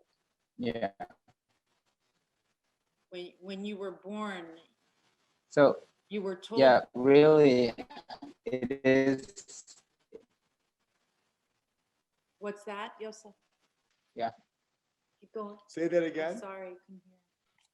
Yeah, we are all, I mean, we just were born different. So we shouldn't, or we don't have to try to feel someone, or like, there's something that I really hate about this society, because we have it here. I mean, like, many people trying to do things, or they just living their lives according to the look, or to according to the, I don't know how to say this, but according to what the society wants them to live. So I just want to live my life. There are a lot of friends and like many people I come across, I ask them like, why are you doing that? They say like, because people want me to do that. And if I don't do that, even the society going to judge me, and really I don't know, and so on. So I say I really do what I think it's right, and I don't give a hoot about the society or what they want me to do. I just do what I think it's right. Maybe you give me advice, or you just like tell me something or give me a suggestion, but to tell me or to order me to do something that I don't like it, or like what, like to tell me or to take something that really the opposite of what I think, then it is, yeah, as Miss Marla said, that really it is not their business. It is my own life. And unfortunately, there's something that we have in our society, like sometimes our parents force us to choose your life partner. Like they do not give you the right to choose. They pick you someone from the society, and you have to accept that person. Like they don't ask you about whether you like that person, you don't like them. Like even you don't have a choice. That's really something bad. And we are all know that your partner life, the person that you're going to live with the rest of your life. So you are going to live together. Your parents will not live with you. So I don't think that really they have right to pick you, or to just like your wife or your life partner should be selected by them. And there's something really wrong. And uh, if you don't mind, just have, I would like to say something about what my brother, or like I don't remember his name, but I guess like from India, he was talking about how to apologize to the God or to the, to say sorry. Alakan, okay. So I think that really, this what I think, okay, so it is just my perspective. So I think that you just say sorry, and then you fix the thing that you have damaged, if you have damaged something, and like in return you do something good. If you did something wrong or something bad, then in return you do something good, or like good deeds. So you change that, and also you promise that you will not do that thing that you have done before. So I think that it is one of the things that maybe you will be rewarded what you call like forgiveness. Yeah. You know, I agree with what you're saying. Can you hear me? Yeah, Yeah. I agree with what you're saying. The only thing is we have to say it a little differently, because how you explain it is that, or what I'm hearing you say is that if I do something that's wronged someone or did something that's not correct, I have to do something good. Okay, do something good, but shouldn't we be doing something good all the time? Not wait to do something to make up for what we did wrong. So when you do something wrong, we forgive ourselves. We have to continue to love ourselves and to learn from it and grow from that. Because if we didn't, then spiritually we haven't grown, and we probably will never. Probably will never. But we can't wait to do something good because we did something that we perceive as bad or wrong. So what we learn from that, from forgiveness, forgiving ourselves or loving ourselves, or asking forgiveness for ourselves, or spiritually, energetically, you can also ask for forgiveness to that person. You don't necessarily, because it may not be appropriate anymore, if it's to a person, to go up to them or talk to them about it. Sometimes you have to do that energetically. Forgive yourself or forgive that person. That might be the more appropriate choice. And if you do that, you can release and surrender to it and move on to a higher plane spiritually. But almost always from that lesson, we should stay in kindness and goodness. and put out compassion to one another. We shouldn't wait to do something wrong again to search for that. That's all I'm saying. Does that make sense?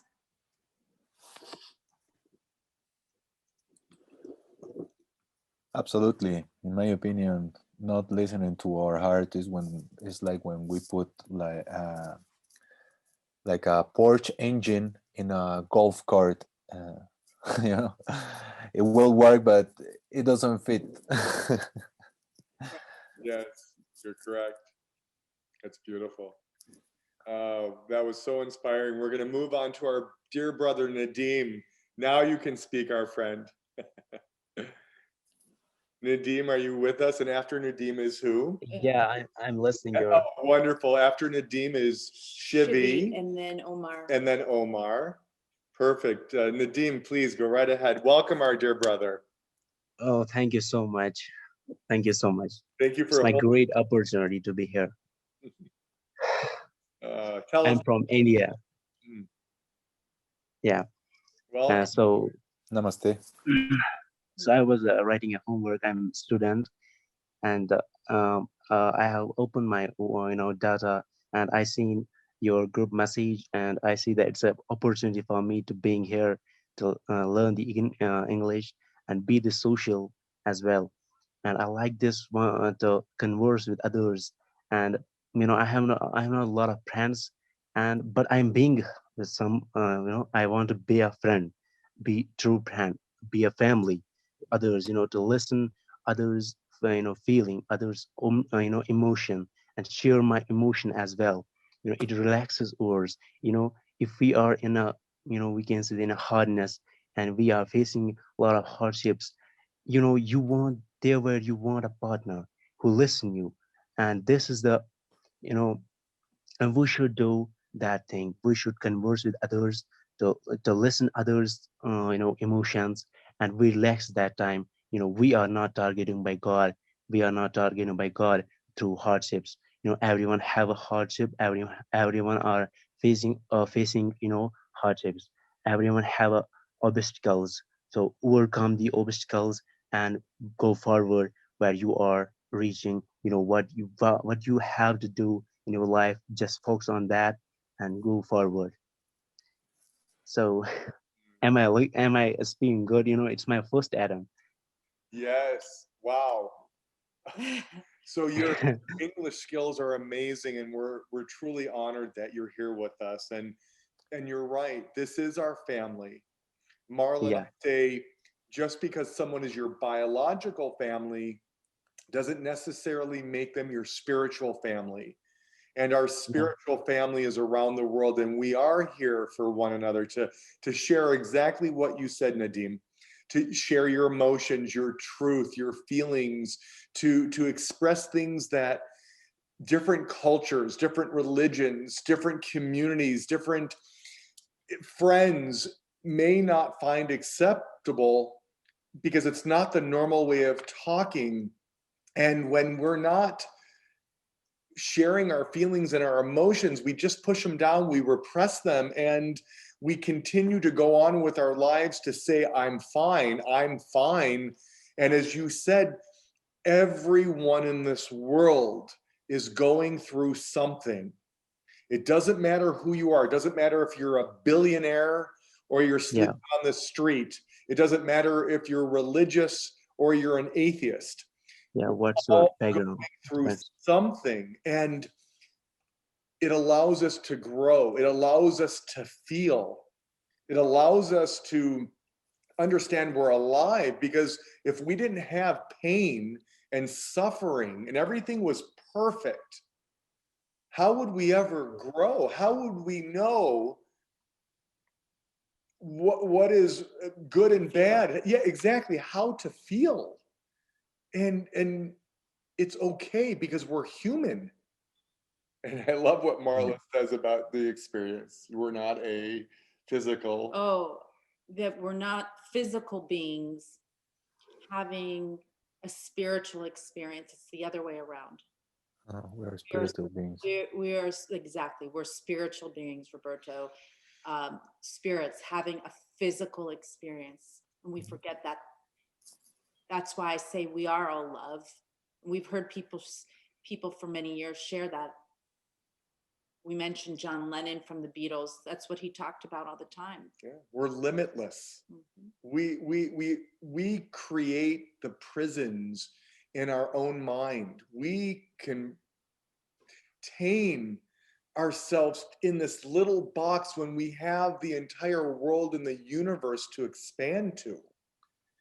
But this world has taught us and programmed us to think very small, to be again those sheep in the herd, to be sheeple, and not to understand we can do anything we put our minds to. We can dream, we can experience, we can stop containing yourselves. Break out of those prisons that not only ourselves and our mind have created, but this world has told us enough. We're not doing any good, not only for ourselves, but this world or our family, our communities. Start living your lives for the first time. Be free. Be free of this, be free of what Be optimist, you know. taught us. That's great. You know, I'm a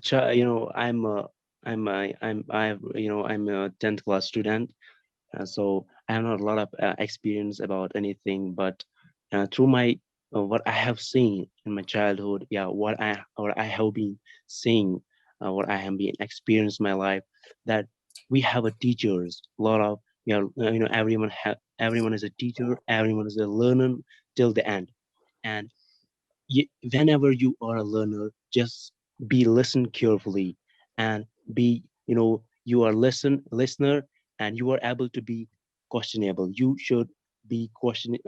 You should ask questions through, who one teach that time you. For example, I'm going to school and I'm, attending, classes, and there were we have a lot of teachers, and we should go forward, straight forward. We should open our heart, what we have in our heart, what we have in our mind.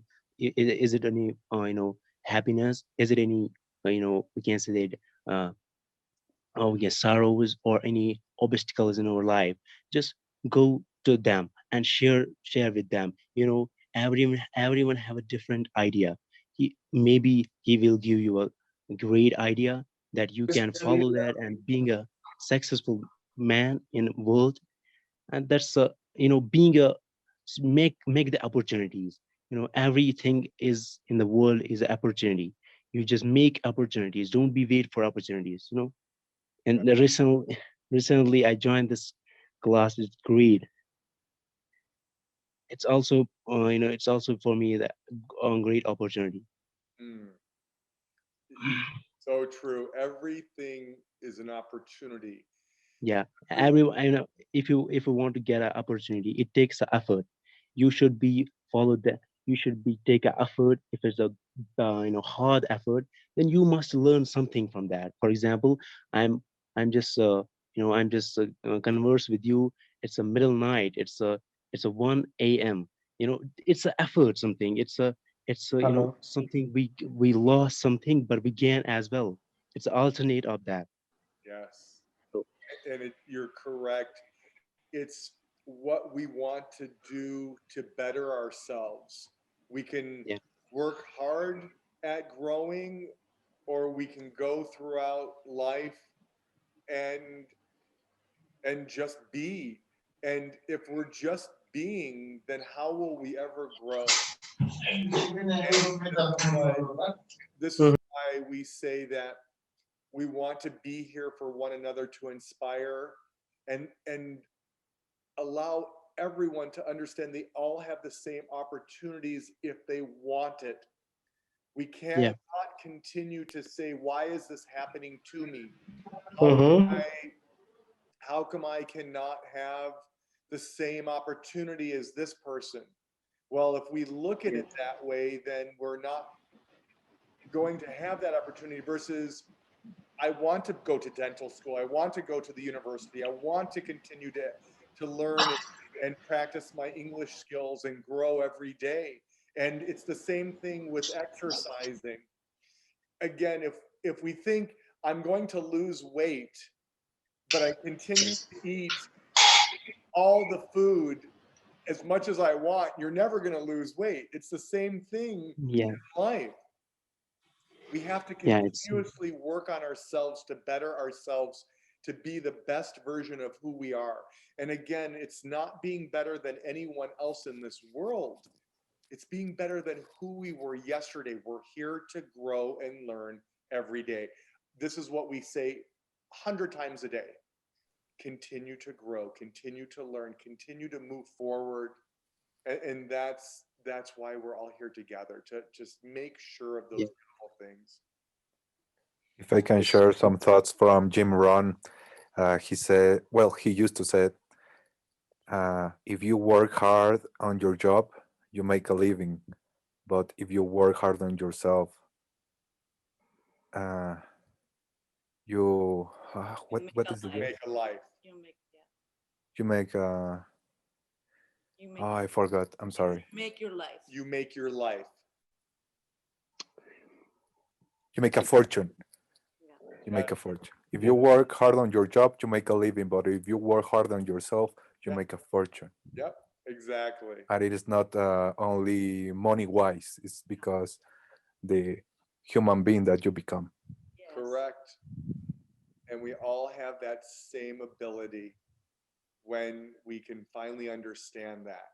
Again, we're limitless. And that is success, by the way. Money does not define who you are. Your job, your profession does not define who you are. It is the yeah, way you live your life. And when we live a life of intention, as Marla said, and what we speak about every day, we live a meaningful and purposeful life. And education and the wisdom that we obtain is priceless. yeah, That's again the happiness. That is the bliss, and that can never be taken away from us. Money, a job can be taken from us. Our lives can be gone like this. That's why we say we must be in that state of gratitude and understand how blessed we all are. We're all here right now. We opened our eyes yeah. today. We are We blessed. should be thankful. We should be thankful. If you are, I don't know what's your religion. We should, in the common sense, we say that be thankful of nature who gives us a lot of things. You can't be imagine. You are not right now able to speak. This is the great. We can say that thanking, givenness by Allah. You should be thankful all the every day. If you before to go to sleep, just think yourself what I have done today. Am I going the right path? Am I have learned my am I have learned something today? You learn. You are every day. I'm student. I can't be, I couldn't speak much more about this life. So my little bit experience of that. You are student, just you are going to school. Not only that, you are spending a time, take a bag from school, take a break from home and go to school back. This is a continuous process. It's make it fun. And just think yourself what you have got today. If you are spending 10 rupees, are you getting from that 5 rupees or 1 rupee or 2 rupees from there? Are you getting 5 rupees of knowledge there? Where just think from yourself what you have got today. Am I learning much? Am I learning, is my learning growing up or not? Instead of that, your time is going down. You are going, your time is, we can say that your life is going, we can say less. Your life is not be much more. It may be approximately 70, 80. Day by day is the reducing. Every day you have lost your day, and you think yourself what I have done today. Am I going to the right path which I have chosen? Firstly, just choose your first. Everyone say that what's your aim. Just think that what's my aim. Aim is that where you want to reach. What's your heart says that I got that place. I what's your aim is that that thing, your satisfaction is the aim. You be satisfied. For example, if anyone is the richest person, he has everything. He's a luxurious life, but not comfortable, not relaxed, haven't and my sleep. For example, I am just right now here. I am luxurious, but I haven't sleep at night. I couldn't sleep at night. So what's this?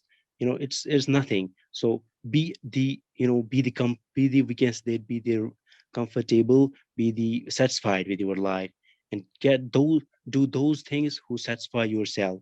For example, I'm sometimes we wear beautiful clothes. We show up the others, not show up the others. If your heart is satisfied with that type of custom, just use that. Just if you are satisfied with your old old, we can say, if you are satisfied with your old clothes or anything else, just put down those. Don't be like others. You have a less money and you want to become that type who is a luxurious. You couldn't do that. You gotta, we can say that, failure in your life. You gotta hardships a lot if you want to become a richest, but your family background is not that type. You want to put a lot of clothes, a lot of shoes, whatever you want, but think where I am now and what is my aim. If you want to reach your aim, after that you can do anything. You can got anything. It's my little bit experience. It's my first Adam. That's why I'm just a little bit shy as well. Oh, I don't think there's so. no shyness coming out on you, my friend. It's all good. And thank you for sharing. You want to add to that? Because it was so beautifully said. Thank you. Thank you. The only thing I Thank you for my courageous. thank Thank you. you. You appreciate me. I'm just going. You couldn't say that how I am now. Exciting to attend this class. This has become my, one of the best moment in my life. Oh, it's I share my things comfortably. I have told you that I have not a lot of friends, which I am able to speak with them, with correctly, honestly. Now here I am feeling that I'm just talking with the family member. You are my family members now, and this is my great opportunity. Oh, okay. This is the poor. Here I'm in Kashmir right now. Here's some problems I'm just facing. We lose your hair. The power is going off here, but there, we so understand. We understand, but we want to again thank you for your courage, okay. for showing up here. And your aim and your focus today was courage. And it's Yeah. it's important because yes, for your English to speak and continue to grow with your English, but also to grow spiritually. That takes a lot of Yeah. courage to be open and to be honest and to be authentic. And Yeah. that's again why we hold such sacred space for each and every one of you to be able to share what's in your heart. Because you know what? If you don't, then you'll just find out one day. We've said this before, that you'll find that your ladder is leaning against the wrong wall, leaning against someone else's wall. And you're right, you have to walk your own path, your own hero's journey. Yeah. Mm. And if you are, if everyone should take a guider in our life.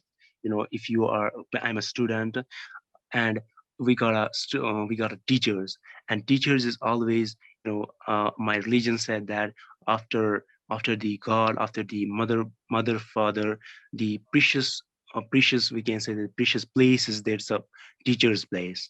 Teachers taught us a lot of things. Teachers gives us a moral education, a lot of things we can't say in a words, that type of, that type of experience. And we should be go straightforward with them, tell them what we are and how we do, how we, get a success which we want in our life, and how we make a good humanity, how we got a humanity. And this is the great thing.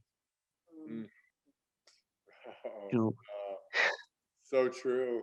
And again, thank you for inspiring us. And as you said, we are family, and we are Yeah, here we are all family. Yeah.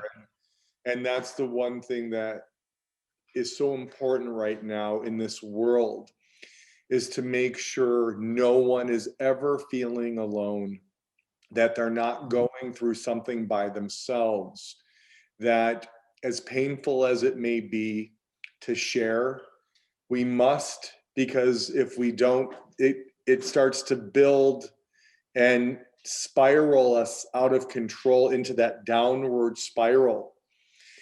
And this is the beauty of what Marla and I do every day with the Tree of Life, is to make sure we are all here for one another, that we can share openly our feelings, our pain, what's going on in our country or in this world or our family or our community.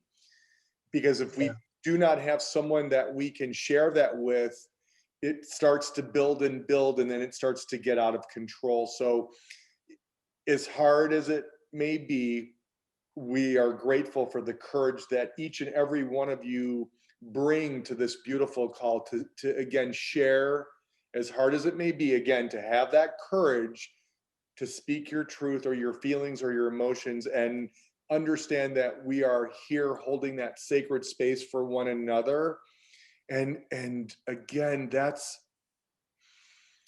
so important, because if we can One just, thing I want to share, that is, sometimes, everyone faces hardships. For example, you know, I'm just now I'm just facing some hardships here, and this is your present moment disappoint you, but you hope on your, we can say that, future, that I gotta join us, because also the sorrowness is the alternate of joyness, and we got the joyness after sadness. Everyone knows that. For example, if you are luxurious in present moment, you couldn't say that I would be the luxurious in future. So you would be the, we can say that, aware about your future. You should be the, we can say that, alert with your future.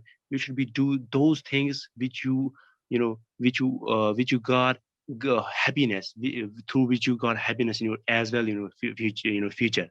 That's a great thing. I think. I'm not able to speak much more.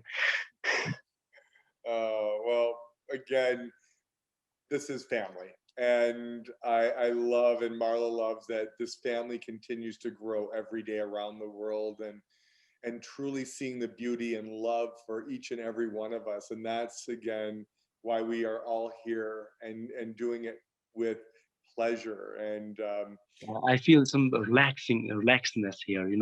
We are able to speak comfortably, speak. We can say that open heartedly. We can just open our heart and talking through our tongue. Those words which are in our heart. It's my trueness. I'm just saying truly. good. And Nadim, I'll end it with you by saying that I'm sorry for your hardships, and I'm sorry Yeah. for everyone here who's Everyone have a hardship. everyone has hardships, and we feel it. And as we say, it's not what happens to us, it's what we do with that, and how we walk through it. Do we continue to stay on the path of positivity and know that it's going to work out? It's always going to work out. It just does. So stay in the faith, stay in the trust. And those are the intentions I'm speaking of, that when you feel lost or you feel confused because something has showed up for you, stay in your I am, and remember that you are trust. I am trust. I am faith. I am courage.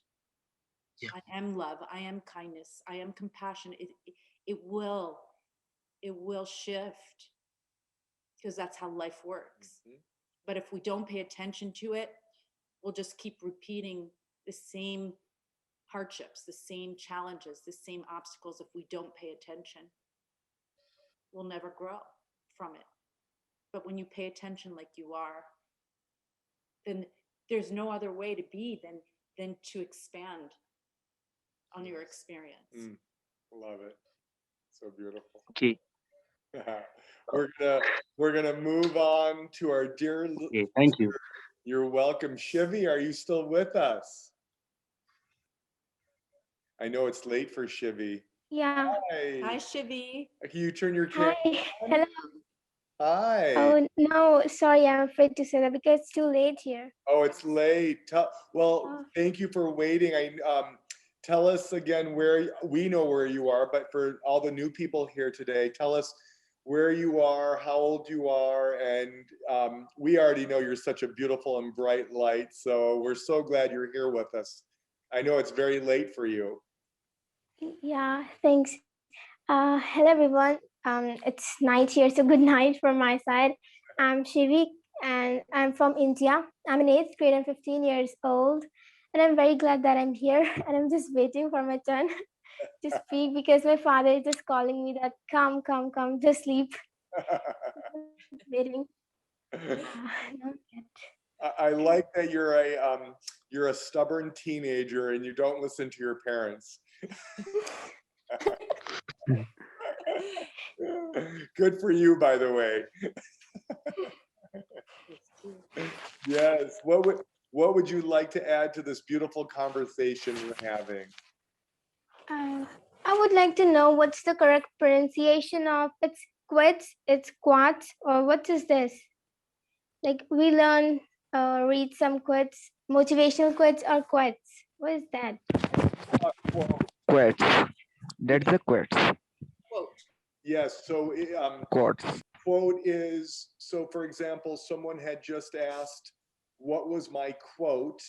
My quote is the words that I speak, the sentence, which I said, if your dreams don't scare you, you're not dreaming big enough.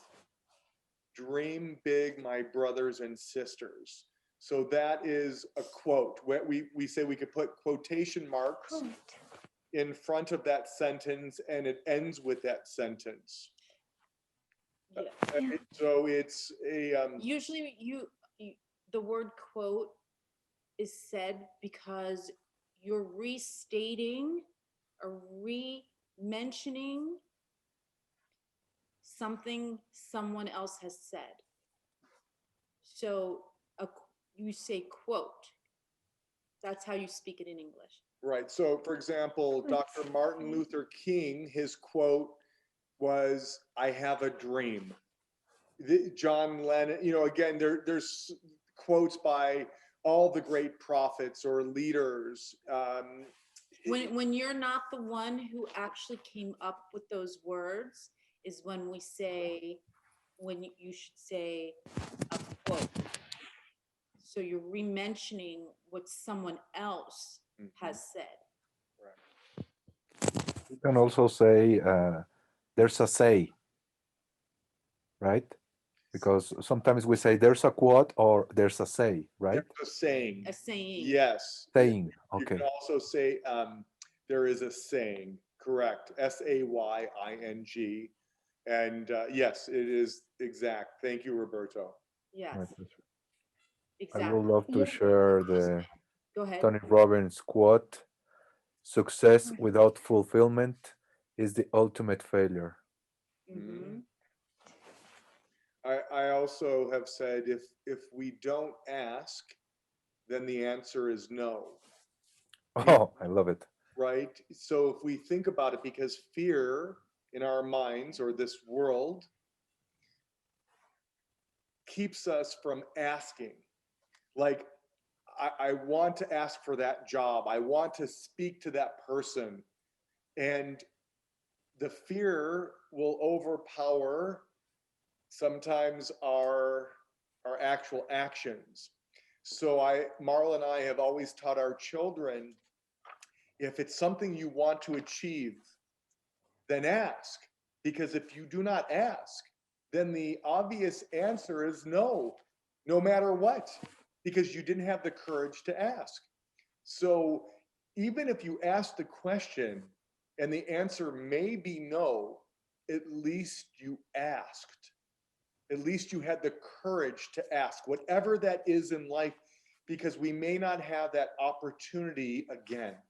So when an opportunity, a moment comes up, take it, versus allowing the fear to prevent you from that. Because when it brings those butterflies and that nervousness in that very difficult situation, you know that is the moment, and you need to push through that and have the courage to ask. Because if that moment passes, you may then live and regret the rest of your life. And we've all done that. I know that for a fact. I've done that millions of times because I never knew, and I never may have had that courage to ask because I feared what the response would be. And that's programming. As Marla said, as a child, everyone raises their hands. When we're in high school, everyone keeps them down because of fear, regardless if the answer is right or wrong, yes or no. So Shivi, that's so beautiful. And also Roberto, again, ask. Don't live in fear. And it's so important. So that quote is so powerful for everyone. Be courageous, live fearlessly. So Shivi, did that help? Yeah, thank you. Thanks a million. Oh, you're well. Is there anything else you wanted to add? I know it's late. Yeah, I just want to share that I was just reading quotes, and I just found one that about friends, about best friends. So I just read that when you have best friends, it doesn't mean you are talking with each and every day, like single day. How I say, every single day. You don't need to talk with every single day. If you are not talking with it's been a long time you're not talking with your best friend, so it doesn't mean that he don't cares you or she don't cares you. It doesn't mean like that. So but when you talk, it's like you never stop talking at all. So you just have to like one day ago, like I just thinking my best friend is not talking with me and he always helps me, so I just thinking like that. But when I just read this quote, and I'm just, oh, I was wrong, really, I was totally wrong. Then I just think that no, that quote is totally correct. If you're not talking with your friend for a long time, it doesn't mean he don't cares you, he not going to help you in the future. It doesn't mean like that. You just have to understand. And you know what, the first thing I do, I read quotes every day to motivate myself in this way. So sometimes, like I heard that Hassan was saying that his brother says that like my example, I failed an exam in a class, so I got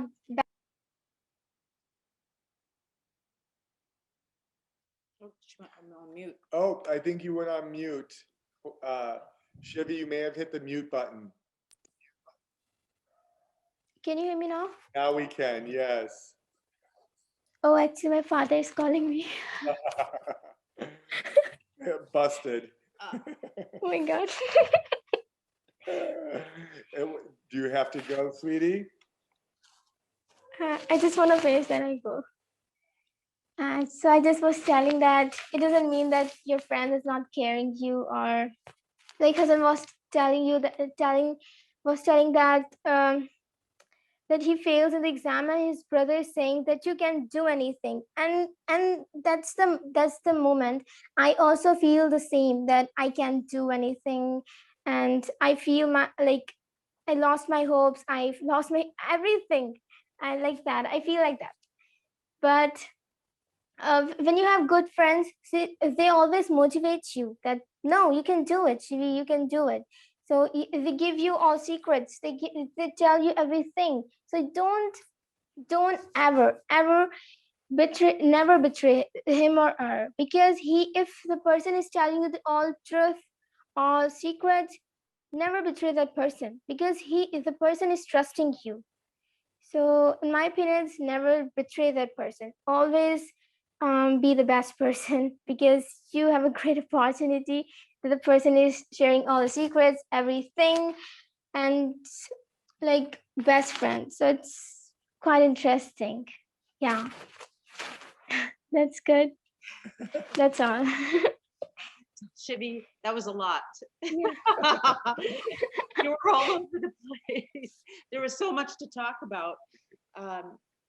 You're right. First of all, a good friend, a true friend, really, you don't have to be in contact with them every day. Correct. A true friend is knowing that they're there for you when you need them, or not necessarily need them in the way because you're going through that hardship. It's just because you want to say hello. So sometimes we don't have to be, some people put the pressure on us that we have to be in constant contact with one another because of their fears. So it's really wonderful thing when you can have a friend and know that I don't need to talk to them every day to know that they're there for me. And you're right. It's very important when someone shares something of extreme privacy with you, to keep that within the sacred space within yourself, to know that they can come to you when they're in trouble.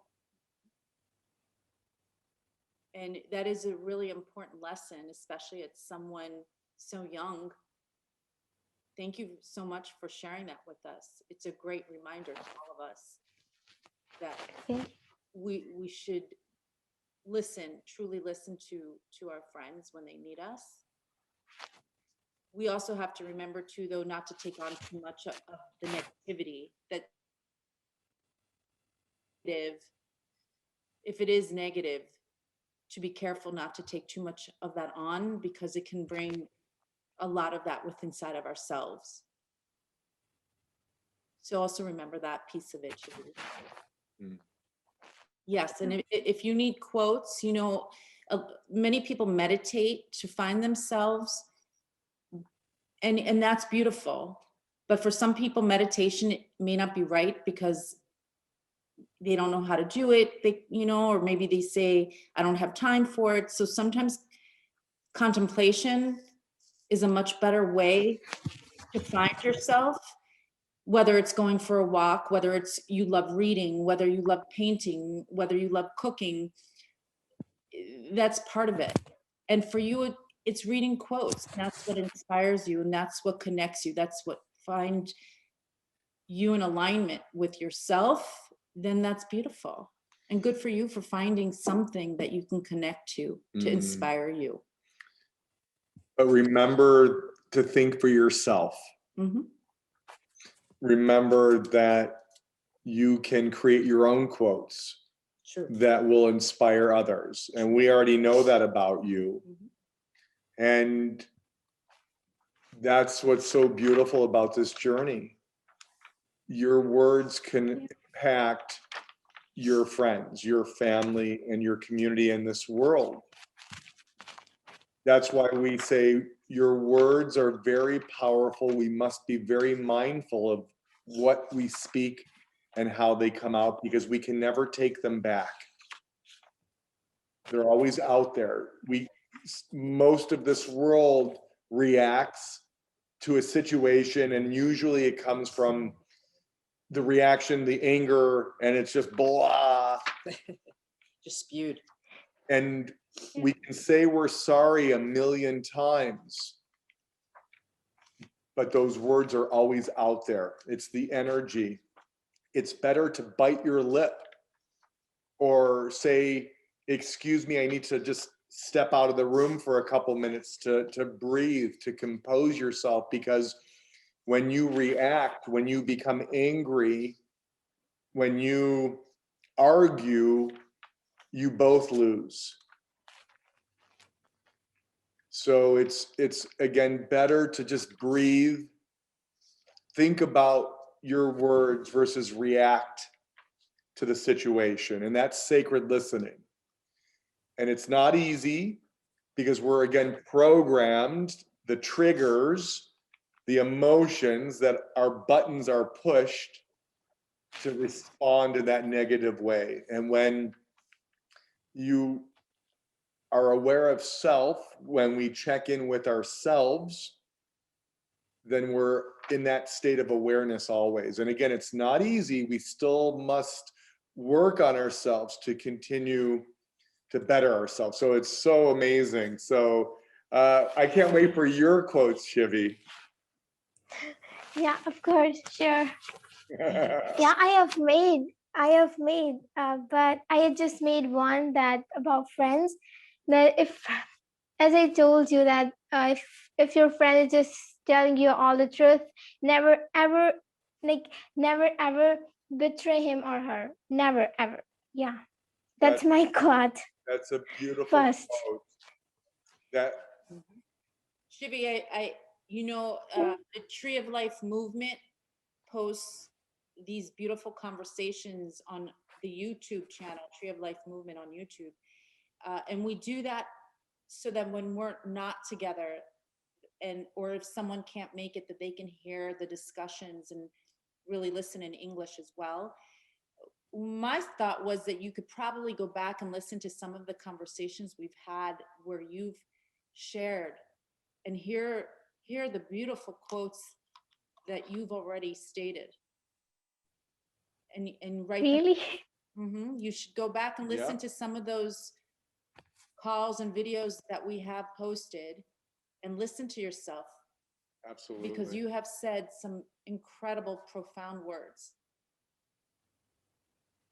Yeah, I don't remember. Yes, and that's right. That's why I said go back and listen. And maybe one day you're gonna have a book with your quotes in it. And you're gonna share those quotes with everyone. Yeah, sure. I'll be.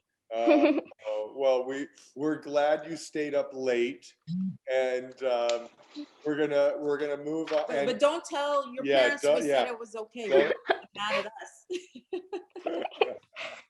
Right. Yeah. And we're gonna go on to our dear brother Omar. Omar, thank you for holding such sacred space and listening. We've been, as always, feeling your beautiful heart and your smile. So thank you for patiently waiting here. Welcome, and tell us a little. What's up? It was a great pleasure. It's just like life. And yeah, so speaking of let's say quotes. So yeah, they say don't judge a book by its cover. But I just gave a look at your website. That's the image is just really, it's galactic, and it's just the night sky that I'm used to actually gazing upon, and it's just infinite. As infinite are the quotes that we can actually say. The quotes are just the culmination of a speech.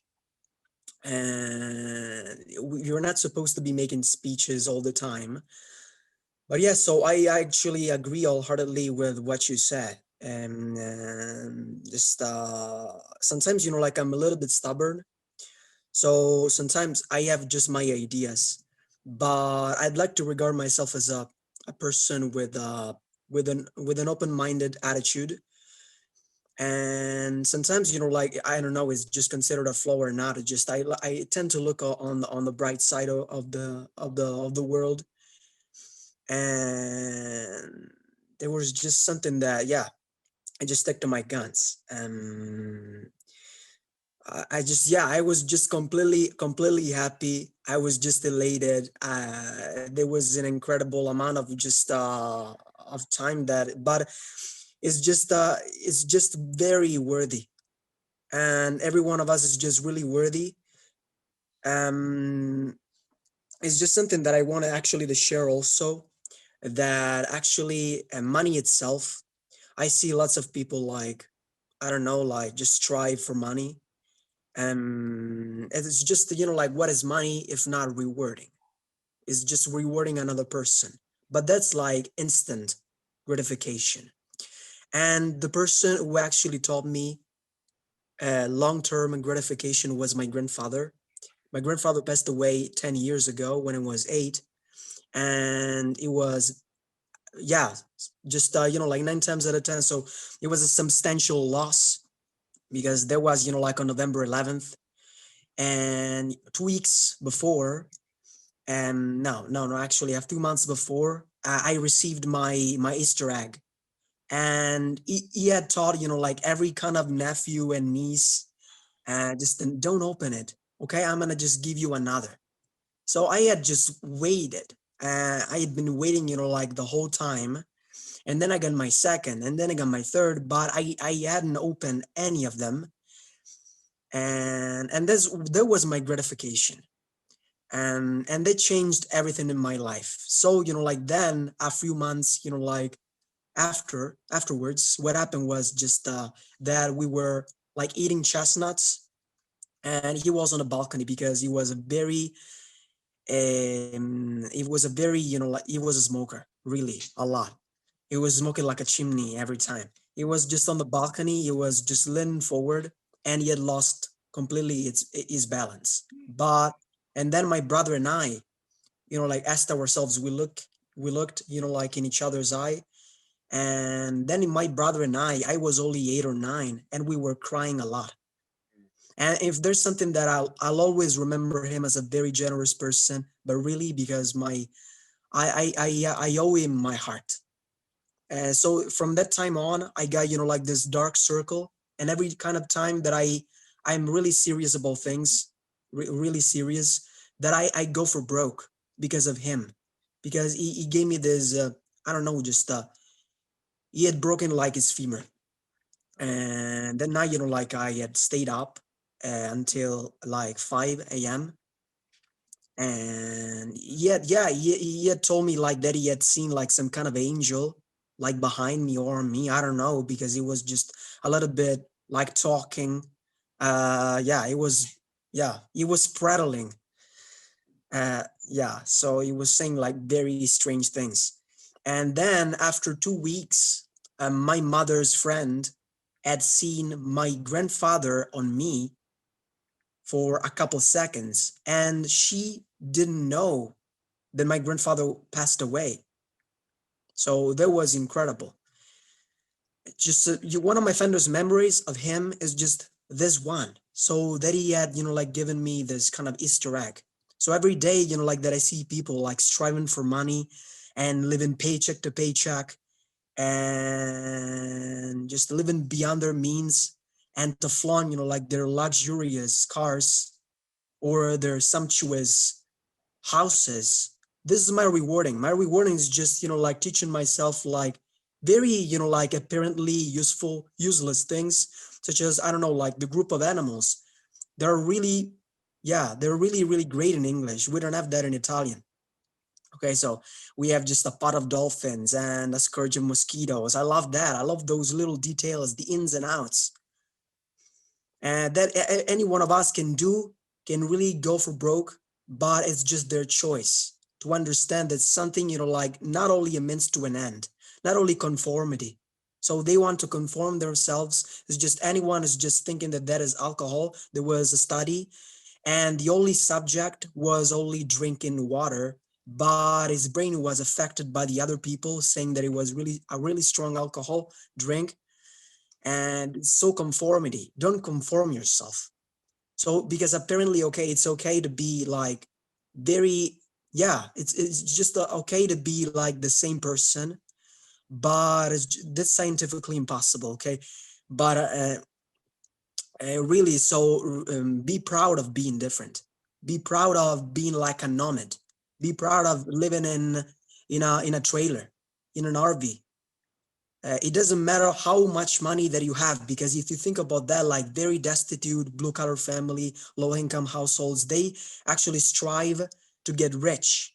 And then what you're gonna do after being rich. Then I'm gonna do just do this, and then I'm gonna be with my family, then I'm gonna be with those people, okay, and after that we're gonna do, yeah, afterwards, in the end, you're gonna just do the same things that you would have done if you were rich or poor or black or yellow or Australian or Canadian or Italian. So it doesn't matter who you are, physically or mentally speaking, because we are endowed with different, like things. But what makes the difference in this world is just what you're doing for others. Only listening to that person, not eavesdropping the conversation, but also being sincere makes the difference. Not being sincere, that doesn't mean that you need to hurt the other person's feelings. Like, okay, I need to be sincere. I'm gonna say that that person to me just looks like useless. Okay, no, that doesn't mean that, because that's really ignorant. Just yeah, as a thought. So yeah, so it just that was like the thing that changed my life. When we lose something but we get something in exchange, right, it's just at the expense of, like everything else that you're gonna do, that you're gonna go for broke against all odds. You're gonna do that, but you're also asking yourself why you're doing that. And some people don't ask the why, so they ask themselves, I should be learning English. And how? Okay, so YouTube videos and people and teachers and so on. And when? Okay, so you can have a timetable so that you don't run out of time, so that, yeah, so that, like you don't fall behind on your schedule, so that you get ahead if possible. Okay, so you can be rational in life. And our conditioning and our upbringing tells us that money is so important, so paramount and indispensable for living, that I think that I have lots of friends, they're really rich and don't really care about money. They don't really care about money. So it's just, like when you lack something that you are looking for that, like, but you're looking for happiness and money, they're not the same thing. They don't match up. So it's just looking for a needle in a haystack. You're not going to find that. And ultimately, what is the purpose of life? It's not only happiness and motivation and hope, but it's faith. It's that leap of faith that changes the equation. When you don't know probably that you're going to jump higher than notch, then, but you're going to believe in that you are a bee. You don't know that your wings are heavier than your body, but you're flying because you are convinced that you can fly. So the impossible turns possible only when you believe in it. And of course, there are like physical realms and mental realms, etc., and maybe metaphysical realms. But yeah, so it's just whatever you are doing right now, always be an open-minded person. So I just I've always had problems with my religion views, always, because I don't want to be like a dogmatic, to have principles and tenets. And I don't want to be also a skeptic. I don't want to be like a fanatic of science, okay? Only because I'm a scientist, then just people tell me like, you are an atheist, or probably, I don't know, just only because I am a scientist. And that's not always the case. So just to really get rid, because that riddance of blanket statements is going to change your life, right? So blanket statements like in India or in that place or in Italy, they only eat pizza and pasta because I'm from Italy. That's not always the case. So probably it's partially true, but not always the case. Just none like 100% of the cases. Okay, more often than not, it happens. So, and sometimes, like the only thing that you only need is yourself. You only need your brain. When you have your brain, they can kill, like yourself. They can kill your family. They can kill whatever it is. You're gonna not only survive, but live, because you have that kind of divine spark in yourself. And people do not understand that. It's just not, I'm going to university in a dreary kind of routine, right? That's dreary. Yeah, it's just a cycle like a hamster. It's just, yeah, it's just, like going on and on and on and on, and talking the person's ears off. So as I'm doing right now, but, yeah, It's, yeah. oh, sorry.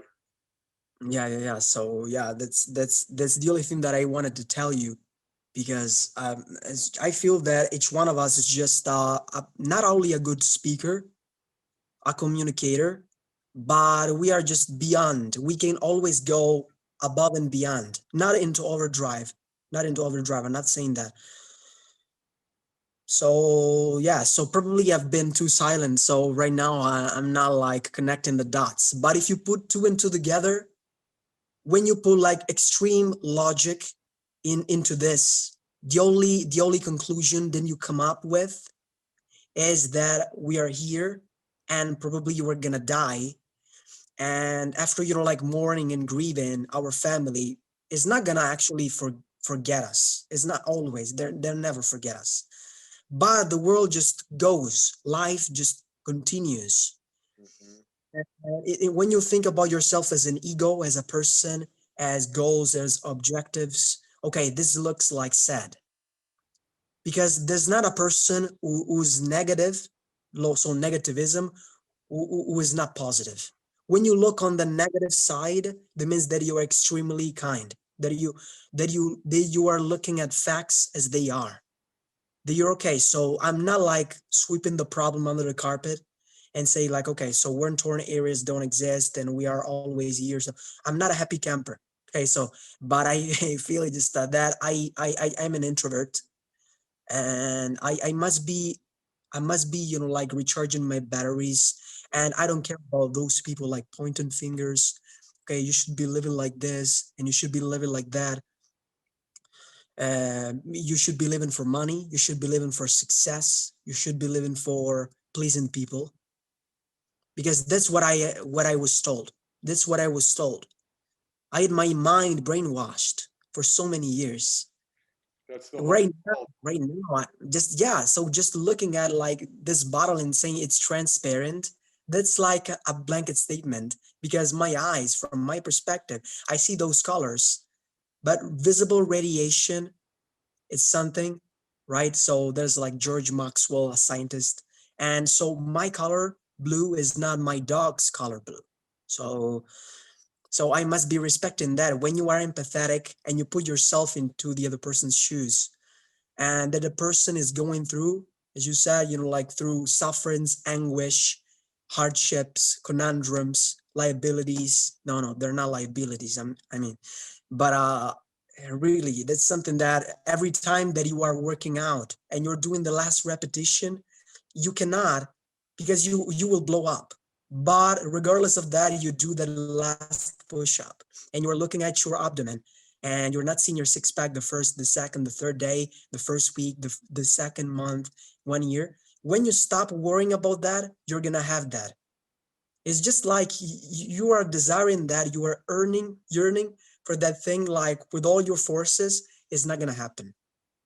But when you care about other people, that positivity is gonna rub off on you only when you stop like looking at yourself without your biases. Like, okay, so I'm like this, and when I enter a room, everyone is looking at me, they're judging me. So there's kind of be like a maniac, a protagonism, and stop being like there. Like, be crazy, just jump, dance, and smile, laugh, be human. Don't be Mark Zuckerberg. Be a human being.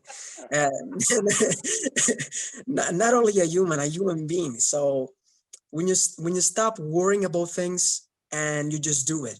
So it's just, I don't have my harness. I'm gonna be like bungee jumping without my harness, because I have a leap of faith that I'm not gonna die, because I need that endorphins, I need the dopamine, and there's nothing to lose. So what have you got to lose? Look on the bright side. Don't desist, don't give up, give it your best shot. That's the only thing that you can do right now, because you're gonna die one day. So act. Yeah, don't be always yourself. Be always other people, but because you need to absorb other people's things, to be a little bit like them, because we are always the other person. We are not always ourselves, because our brain always just absorbs information. So if you were, let's say, in a room without internet, without books, you would be like going crazy. like mental illness, right? Because we need information. We need just to talk to someone. We need to know that the other person is listening to us. We need to be understood. That's the only thing that we need, is just not only food, but food for thought. So like music, like art. Yeah, I'm sorry if I just Don't be sorry. Me? Are you gonna? Oh, I could keep listening to you, Yeah. Omar. You always have so many inspiring words and stories to share with all of us. And like Thanks. like Shivi, right before you, there's so much to talk about there, but you were connecting the dots. Yep. You were definitely connecting the dots. And I think the truth is to live in the present moment is what you're saying. And that when we're born, it's not necessarily fatalism, but we already know that we're going to die. That's just part of our existence. Being born is that we know we will die at some point. Yeah. And if we're all going to die, then what else is there to be than to be in the present and live in happiness and joy And live fearlessly. and Fearlessly, yeah. the one thing we have said is it is about helping one another. It is about impacting and inspiring one another. It is the soul to soul connection. It is that I feel you, you feel me. That's just the energy that we're receiving. But if we want true happiness, it is about helping someone. And so many times I've heard people say, but I am poor. I do not have the money to help someone. Well, Yeah. guess what? You don't need money to help someone. And sometimes actually money is by default. You can't really help people because that's giving someone $1 is just self gratification. They're going to go buy something with that $1, but what have you truly done for that person? Now, yes, maybe they need food for their stomach, but what have you truly done for them? It's only in that one moment that you've helped them and you've walked away. So Yeah, it's just there's a quote. It's just when you go fishing and you are poor and you are giving the poor not the proceeds that you get, like from charity. Okay, so you're giving the poor the fish, but you can give the poor the fishing rod, the fishing pole, right? So you can give the tool. I'm giving you the tool to see the world from a colorful perspective. It's just all the colors of a rainbow. Because some people only see, like with gray lens. Probably they also think that I'm thinking with gray lens, and probably everyone is thinking with gray lens because there's not all just that's my personal, like idea. I'm not a relativist or a nihilist, but I'm saying that there's, like a right or wrong, but our values just differ or vary from, the upbringing that we've perceived from our family. But there's a grade of being perceptive. So if you are perceptive, although you are maybe you grew up in a family of criminals or burglars, okay, so you can always change because a rose has got a plethora of thorns, okay, but that's always a rose. So you can be always a good person no matter if you are so in a family of just of people fraught with recriminations, okay, so that's only up to you to be you, because you can always be an introvert. You're not going to change. People are going to see your aura. They're going to see like, okay, this person is an introvert, but this person is playing as okay, that's a blanket statement. We're not introverted people or extroverted people always all the time, which means that life is dynamic.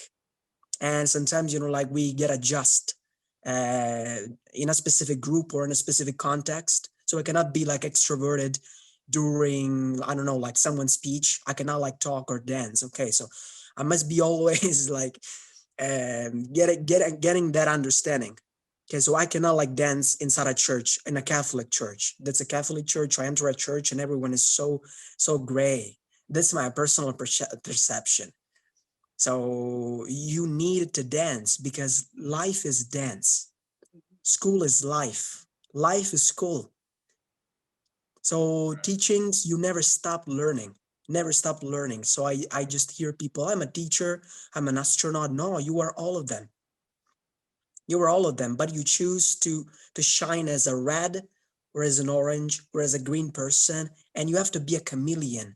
You have to be a chameleon, not you know, I'm not saying that you have to hide your feelings, okay, or your true purpose, but you have to change, to be adaptable, to be versatile, because the world, I'm not gonna be like the red is on the wall kind of guy, but just there are like families below, living below the poverty line, on the margins of society.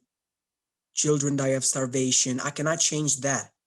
But yeah, as you told us, one person, one soul can change another soul, and that's gonna like a culture of bacteria.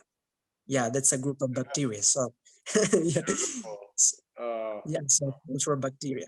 Yeah, that's the only thing that you can do right now, is just being always the person who just settle down things like pacifically, the person who accepts the negative energy, not accepts, but okay, so channels the negative energy, transforming, revolutionizing the energy in a positive way, because there's no positive without negative, right? So yin and yang, okay, I'm not believing that, but I feel that we must be accepting everything, not cherry picking all of the things that we love, but accepting also negative, yeah, so detrimental things. Yeah.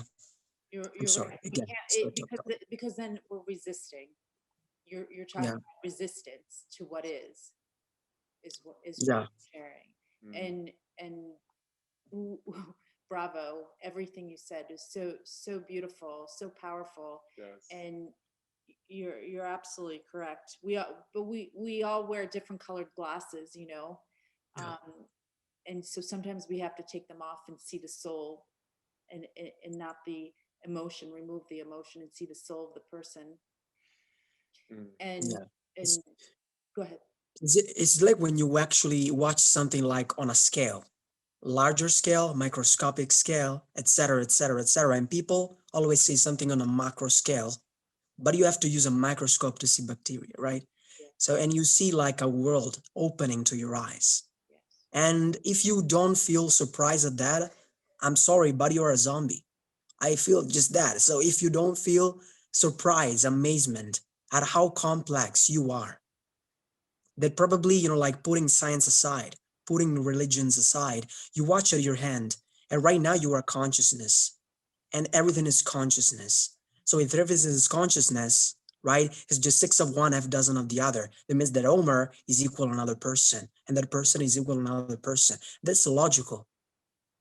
That's logical. So we are the same co-product, the same, you know, like the same co-product, and there's nothing, you know, like wrong about that. There's nothing wrong about be like consciousness.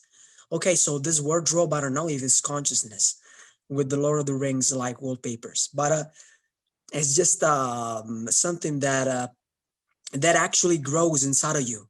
You feel like more and more cognizant, more and more aware every single day. You feel like, okay, I'm just reaching not the goal, but I'm reaching the person to get those goals. I'm reaching something, like I'm reaching the fishing rod. I'm not reaching the fish. Okay, so and then, you know, like the only gratification is then when you reach the pinnacle of the mountain, the summit, and with the binoculars, you see further. You see always, yeah, always closer and closer and closer. Tinier things, they appear visible to you that you have. Right now you're blind, and you're blindly going on autopilot. Every single day you go on autopilot. So be the driver, be in the driver's seat. So if you have to put, you know, like the brake pedal instead of the accelerator or the clutch pedal, just put it. So, but it's up to you to be the driver of your life. And if just everyone, poor, rich, etc., puts the driver's seat, okay, so it put itself in the driver's seat, we can actually live just a life of intention. That's also a word in Italian, the same intention. So I just believe it 100%. I understand. So language can be barriers, and languages are not only a tool, but they're more. They're more. There's culture, there's history. So that's really surprising. I really love that. That's history living right now. Yeah. Wow. So, yeah, Beautifully yeah. said. I have nothing to add to that, Beautifully Omar. said, Omar. It's just so beautiful. Thank you for sharing your heart and your soul with us. We feel you, our dear brother. We feel you. Yes. And, Thanks a lot. and going Thank back to exactly what you say, stop enabling the people, the children in this world. Stop giving them a fish. Teach them how to fish. Stop giving them the things that we know are necessary in this world, the food, the shelter, the education, but allow them to make decisions and the change to continue to allow them to grow and grow up to be leaders. Again, that's why Marla said, and what I love that we're moving to Huang, our next beautiful sister, who is a teacher. We're all teachers. And that's the wisdom and the tools that we must teach our children for, as Marla said, our generations to come, to grow up living a life of intention, to have the consciousness and everything they need to make the decisions, to be the driver of their vehicle, to write their own books and their lives, how they want it to unfold. And again, that's why we're here together collectively, to make sure that that happens in this lifetime. To let every child, yes, the adults, we know we're working on that, but it is the children that must understand, regardless of their situation that they may or may not have chosen to be in at this time, that they are loved, they do matter, they do have purpose, they are as important as anyone else in this world, and they will grow up understanding that, and they will grow up to be that leader, to come back and help their family, their community, and this world. So Just like you did when you were 8 with your grandfather. yep, exactly. What a gift he gave you, and we don't realize those gifts at that moment, but it was a gift that you have carried with you your whole life and for the rest of your life that you'll never forget. And those are the things that can never be taken away from us. So thank you for that inspiration. So grateful, our dear brother. Thanks. Yes, honored, Thank you. honored you're Yeah. here. Always inspired. The same. Yes, and we're gonna end with our dear, beautiful sister Huang, which is amazing. We've been on this incredible call for over 3 hours, and I love that this beautiful segue, even though I know there's still many that haven't had a chance to speak that we'll follow up on Wednesday, but how beautiful that we get to segue into our dear, beautiful sister Huang in Vietnam, who is a teacher, who is a student, who is a mother, because your students call you mother and you call your students your children, and you are so important to this call because you have allowed this to grow through the vision in our conversations, to continue to invite brothers and sisters around the world to join in our family, to watch this love, this light, this wisdom be felt by everyone around the world. And that's why we show up. That's why we're here for over 3 hours, because again, if we can just touch one soul, reach one more, then our work is done. And people don't understand that. People are saying, why are you doing this? What's in it for you? And it's not what's in it for us. It's what's in it for this world. It's what's in it for us collectively. It's to just do exactly what we're talking about, is inspire and let everyone know they have the same opportunities and gifts as anyone else in this world. So for that, we are grateful. For that, we expect nothing in return, but only the wisdom that any one of us have shared today, that it reached one person in this world. And that, like I said, is what comes from our hearts. And when we set that intention of expecting nothing in return, but giving everything of ourselves to this world, wow. And if something comes back, it's just another blessing. We're already so blessed, but that's why we're here. That's why we're all here. And Huang, that's why I say you inspire Marla and I so. and you are so beautiful inside and out. And I know it's very late in Vietnam right now, and we are so grateful you've been waiting for us to end this beautiful, not end, but to leave on that beautiful note of you being here with us, our sister. Thank you. Thank you very much, brothers and sisters. Yeah, so you are correct. That's now it's 3:30 a.m. here as well. But it's worth for me to have very beautiful words and very beautiful thoughts from brother and sister here, you know, because that's inspiring me a lot, and also giving me a lot of like a motivation, and yes, something very grateful in life. And yes, so many things I have gained today from you and other members here. And also I do believe that something scare us. To be honest with you, I have quit my school when I was at class 3. I mean, just 8 years old, because some like unexpected incidents in life, about my family and about life. But actually, when when looking back at my childhood, that's very like painful and something like that, about my family, about my father, my elder brother, and something like that. That's like something held me back from my career, from my studying.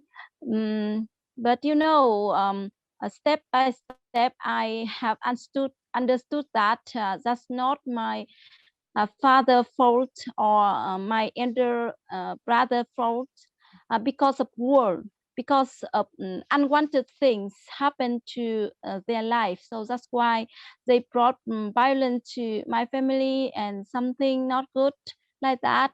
And something scare me a lot about hunger, about beast, about poverty, illiteracy, and something like that. So also dependence or bullying and everything around us. So that's why I decided to keep studying, to move ahead.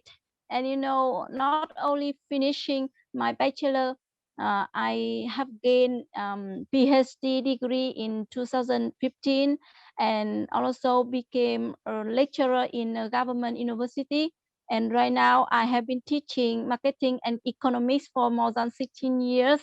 And my story that's help my students to to move ahead. Sometimes they also think something difficult, they are not able to get through, but when listening to my like example, and they never give up the chance to study, or to get to overcome all obstacles in life.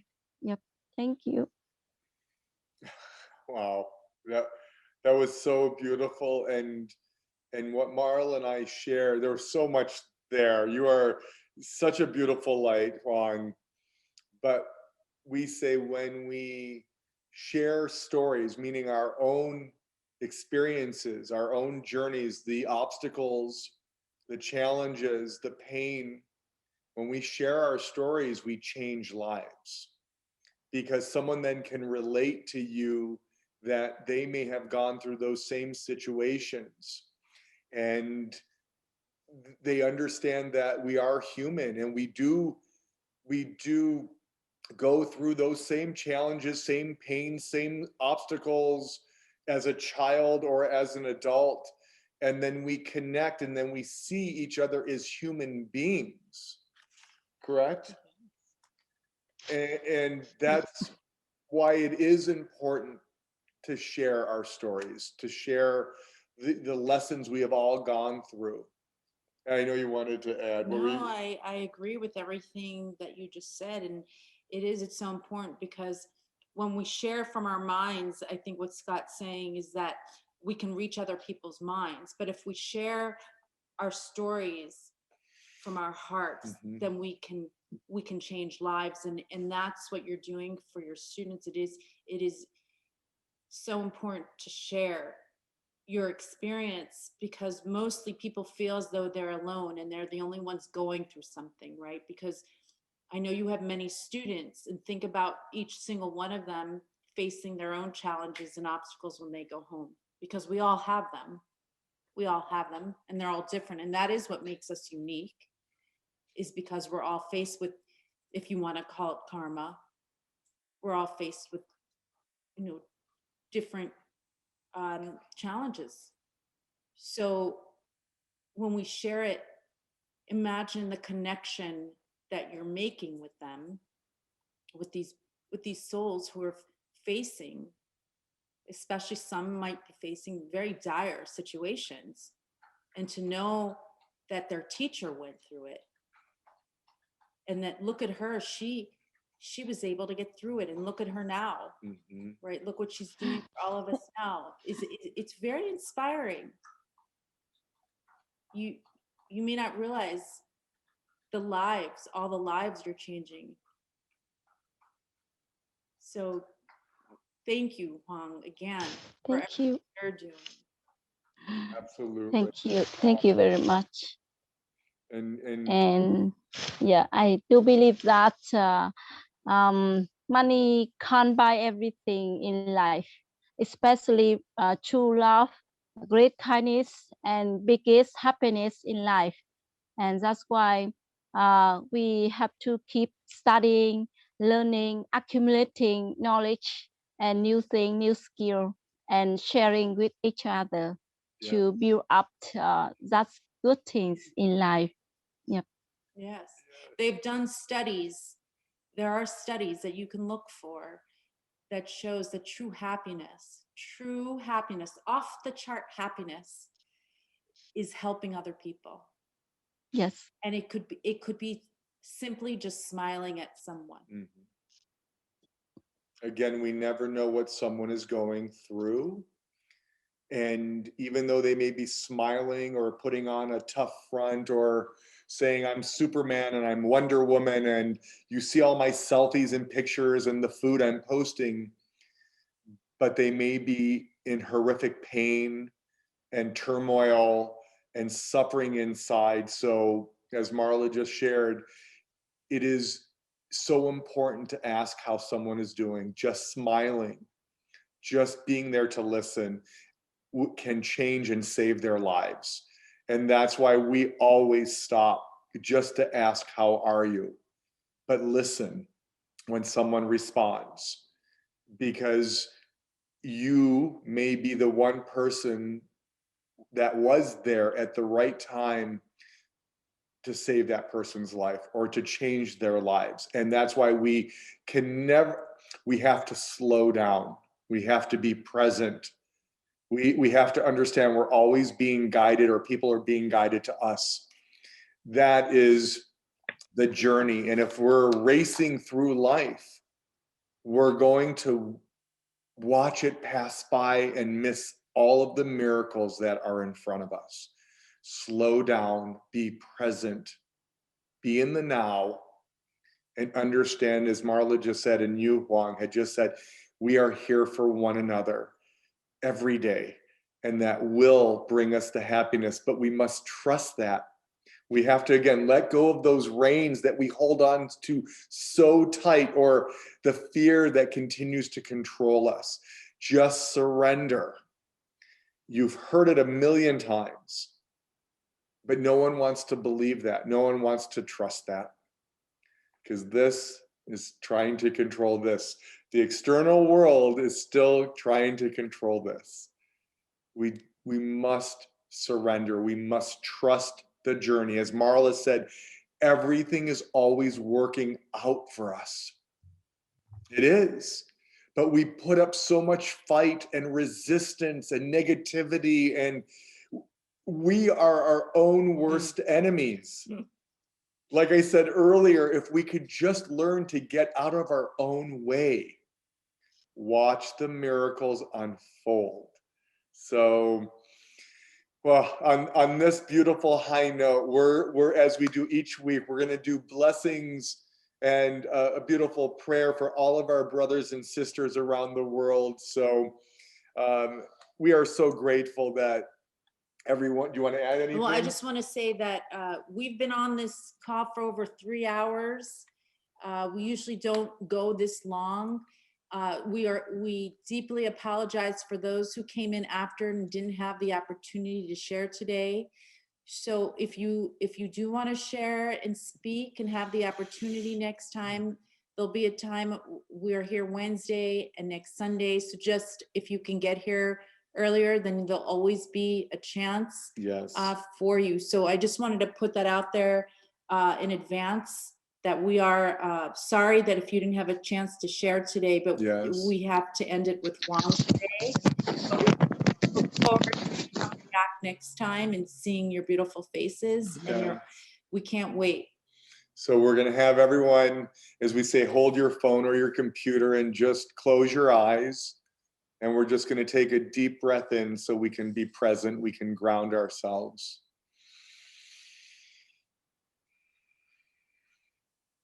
First and foremost, to all of our beautiful brothers and sisters around the world, that you receive blessings of health and courage and light and love and abundance and happiness and everything each and every one of you needs in your life right now, to fill up your beautiful hearts and souls with unconditional love, which will allow you to fully heal, which will allow you to continue to help so many more brothers and sisters heal, which will unify all mankind and bring us back together as one.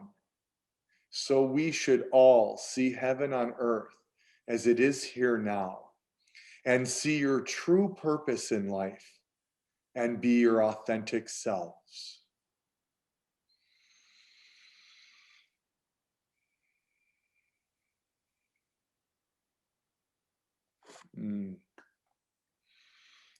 With so much light and love from Marla and I and our family to you and all of our brothers and sisters around the world, we're sending all of you blessings and intentions of gratitude, light, and love. We honor you, we honor you, we honor you, we love you, we love you, we love you. And go out and have the most beautiful and blessed week and live every day to the fullest and make a difference in just one person's life each day and watch the miracles unfold. Just so grateful to be here. Love you, love you, love you all. Love you all. Love you too. Bye. Oh. Bye, Omar. We love Bye, you. guys. Bye, Jane. Bye. Bye, Sahar. Bye, Alice. Bye, Bye, Komala. Abraham. Bye, Lakan. Bye, I'm glad to hear Alonso. everything. What a miracle. Bye. Bye-bye. Love you.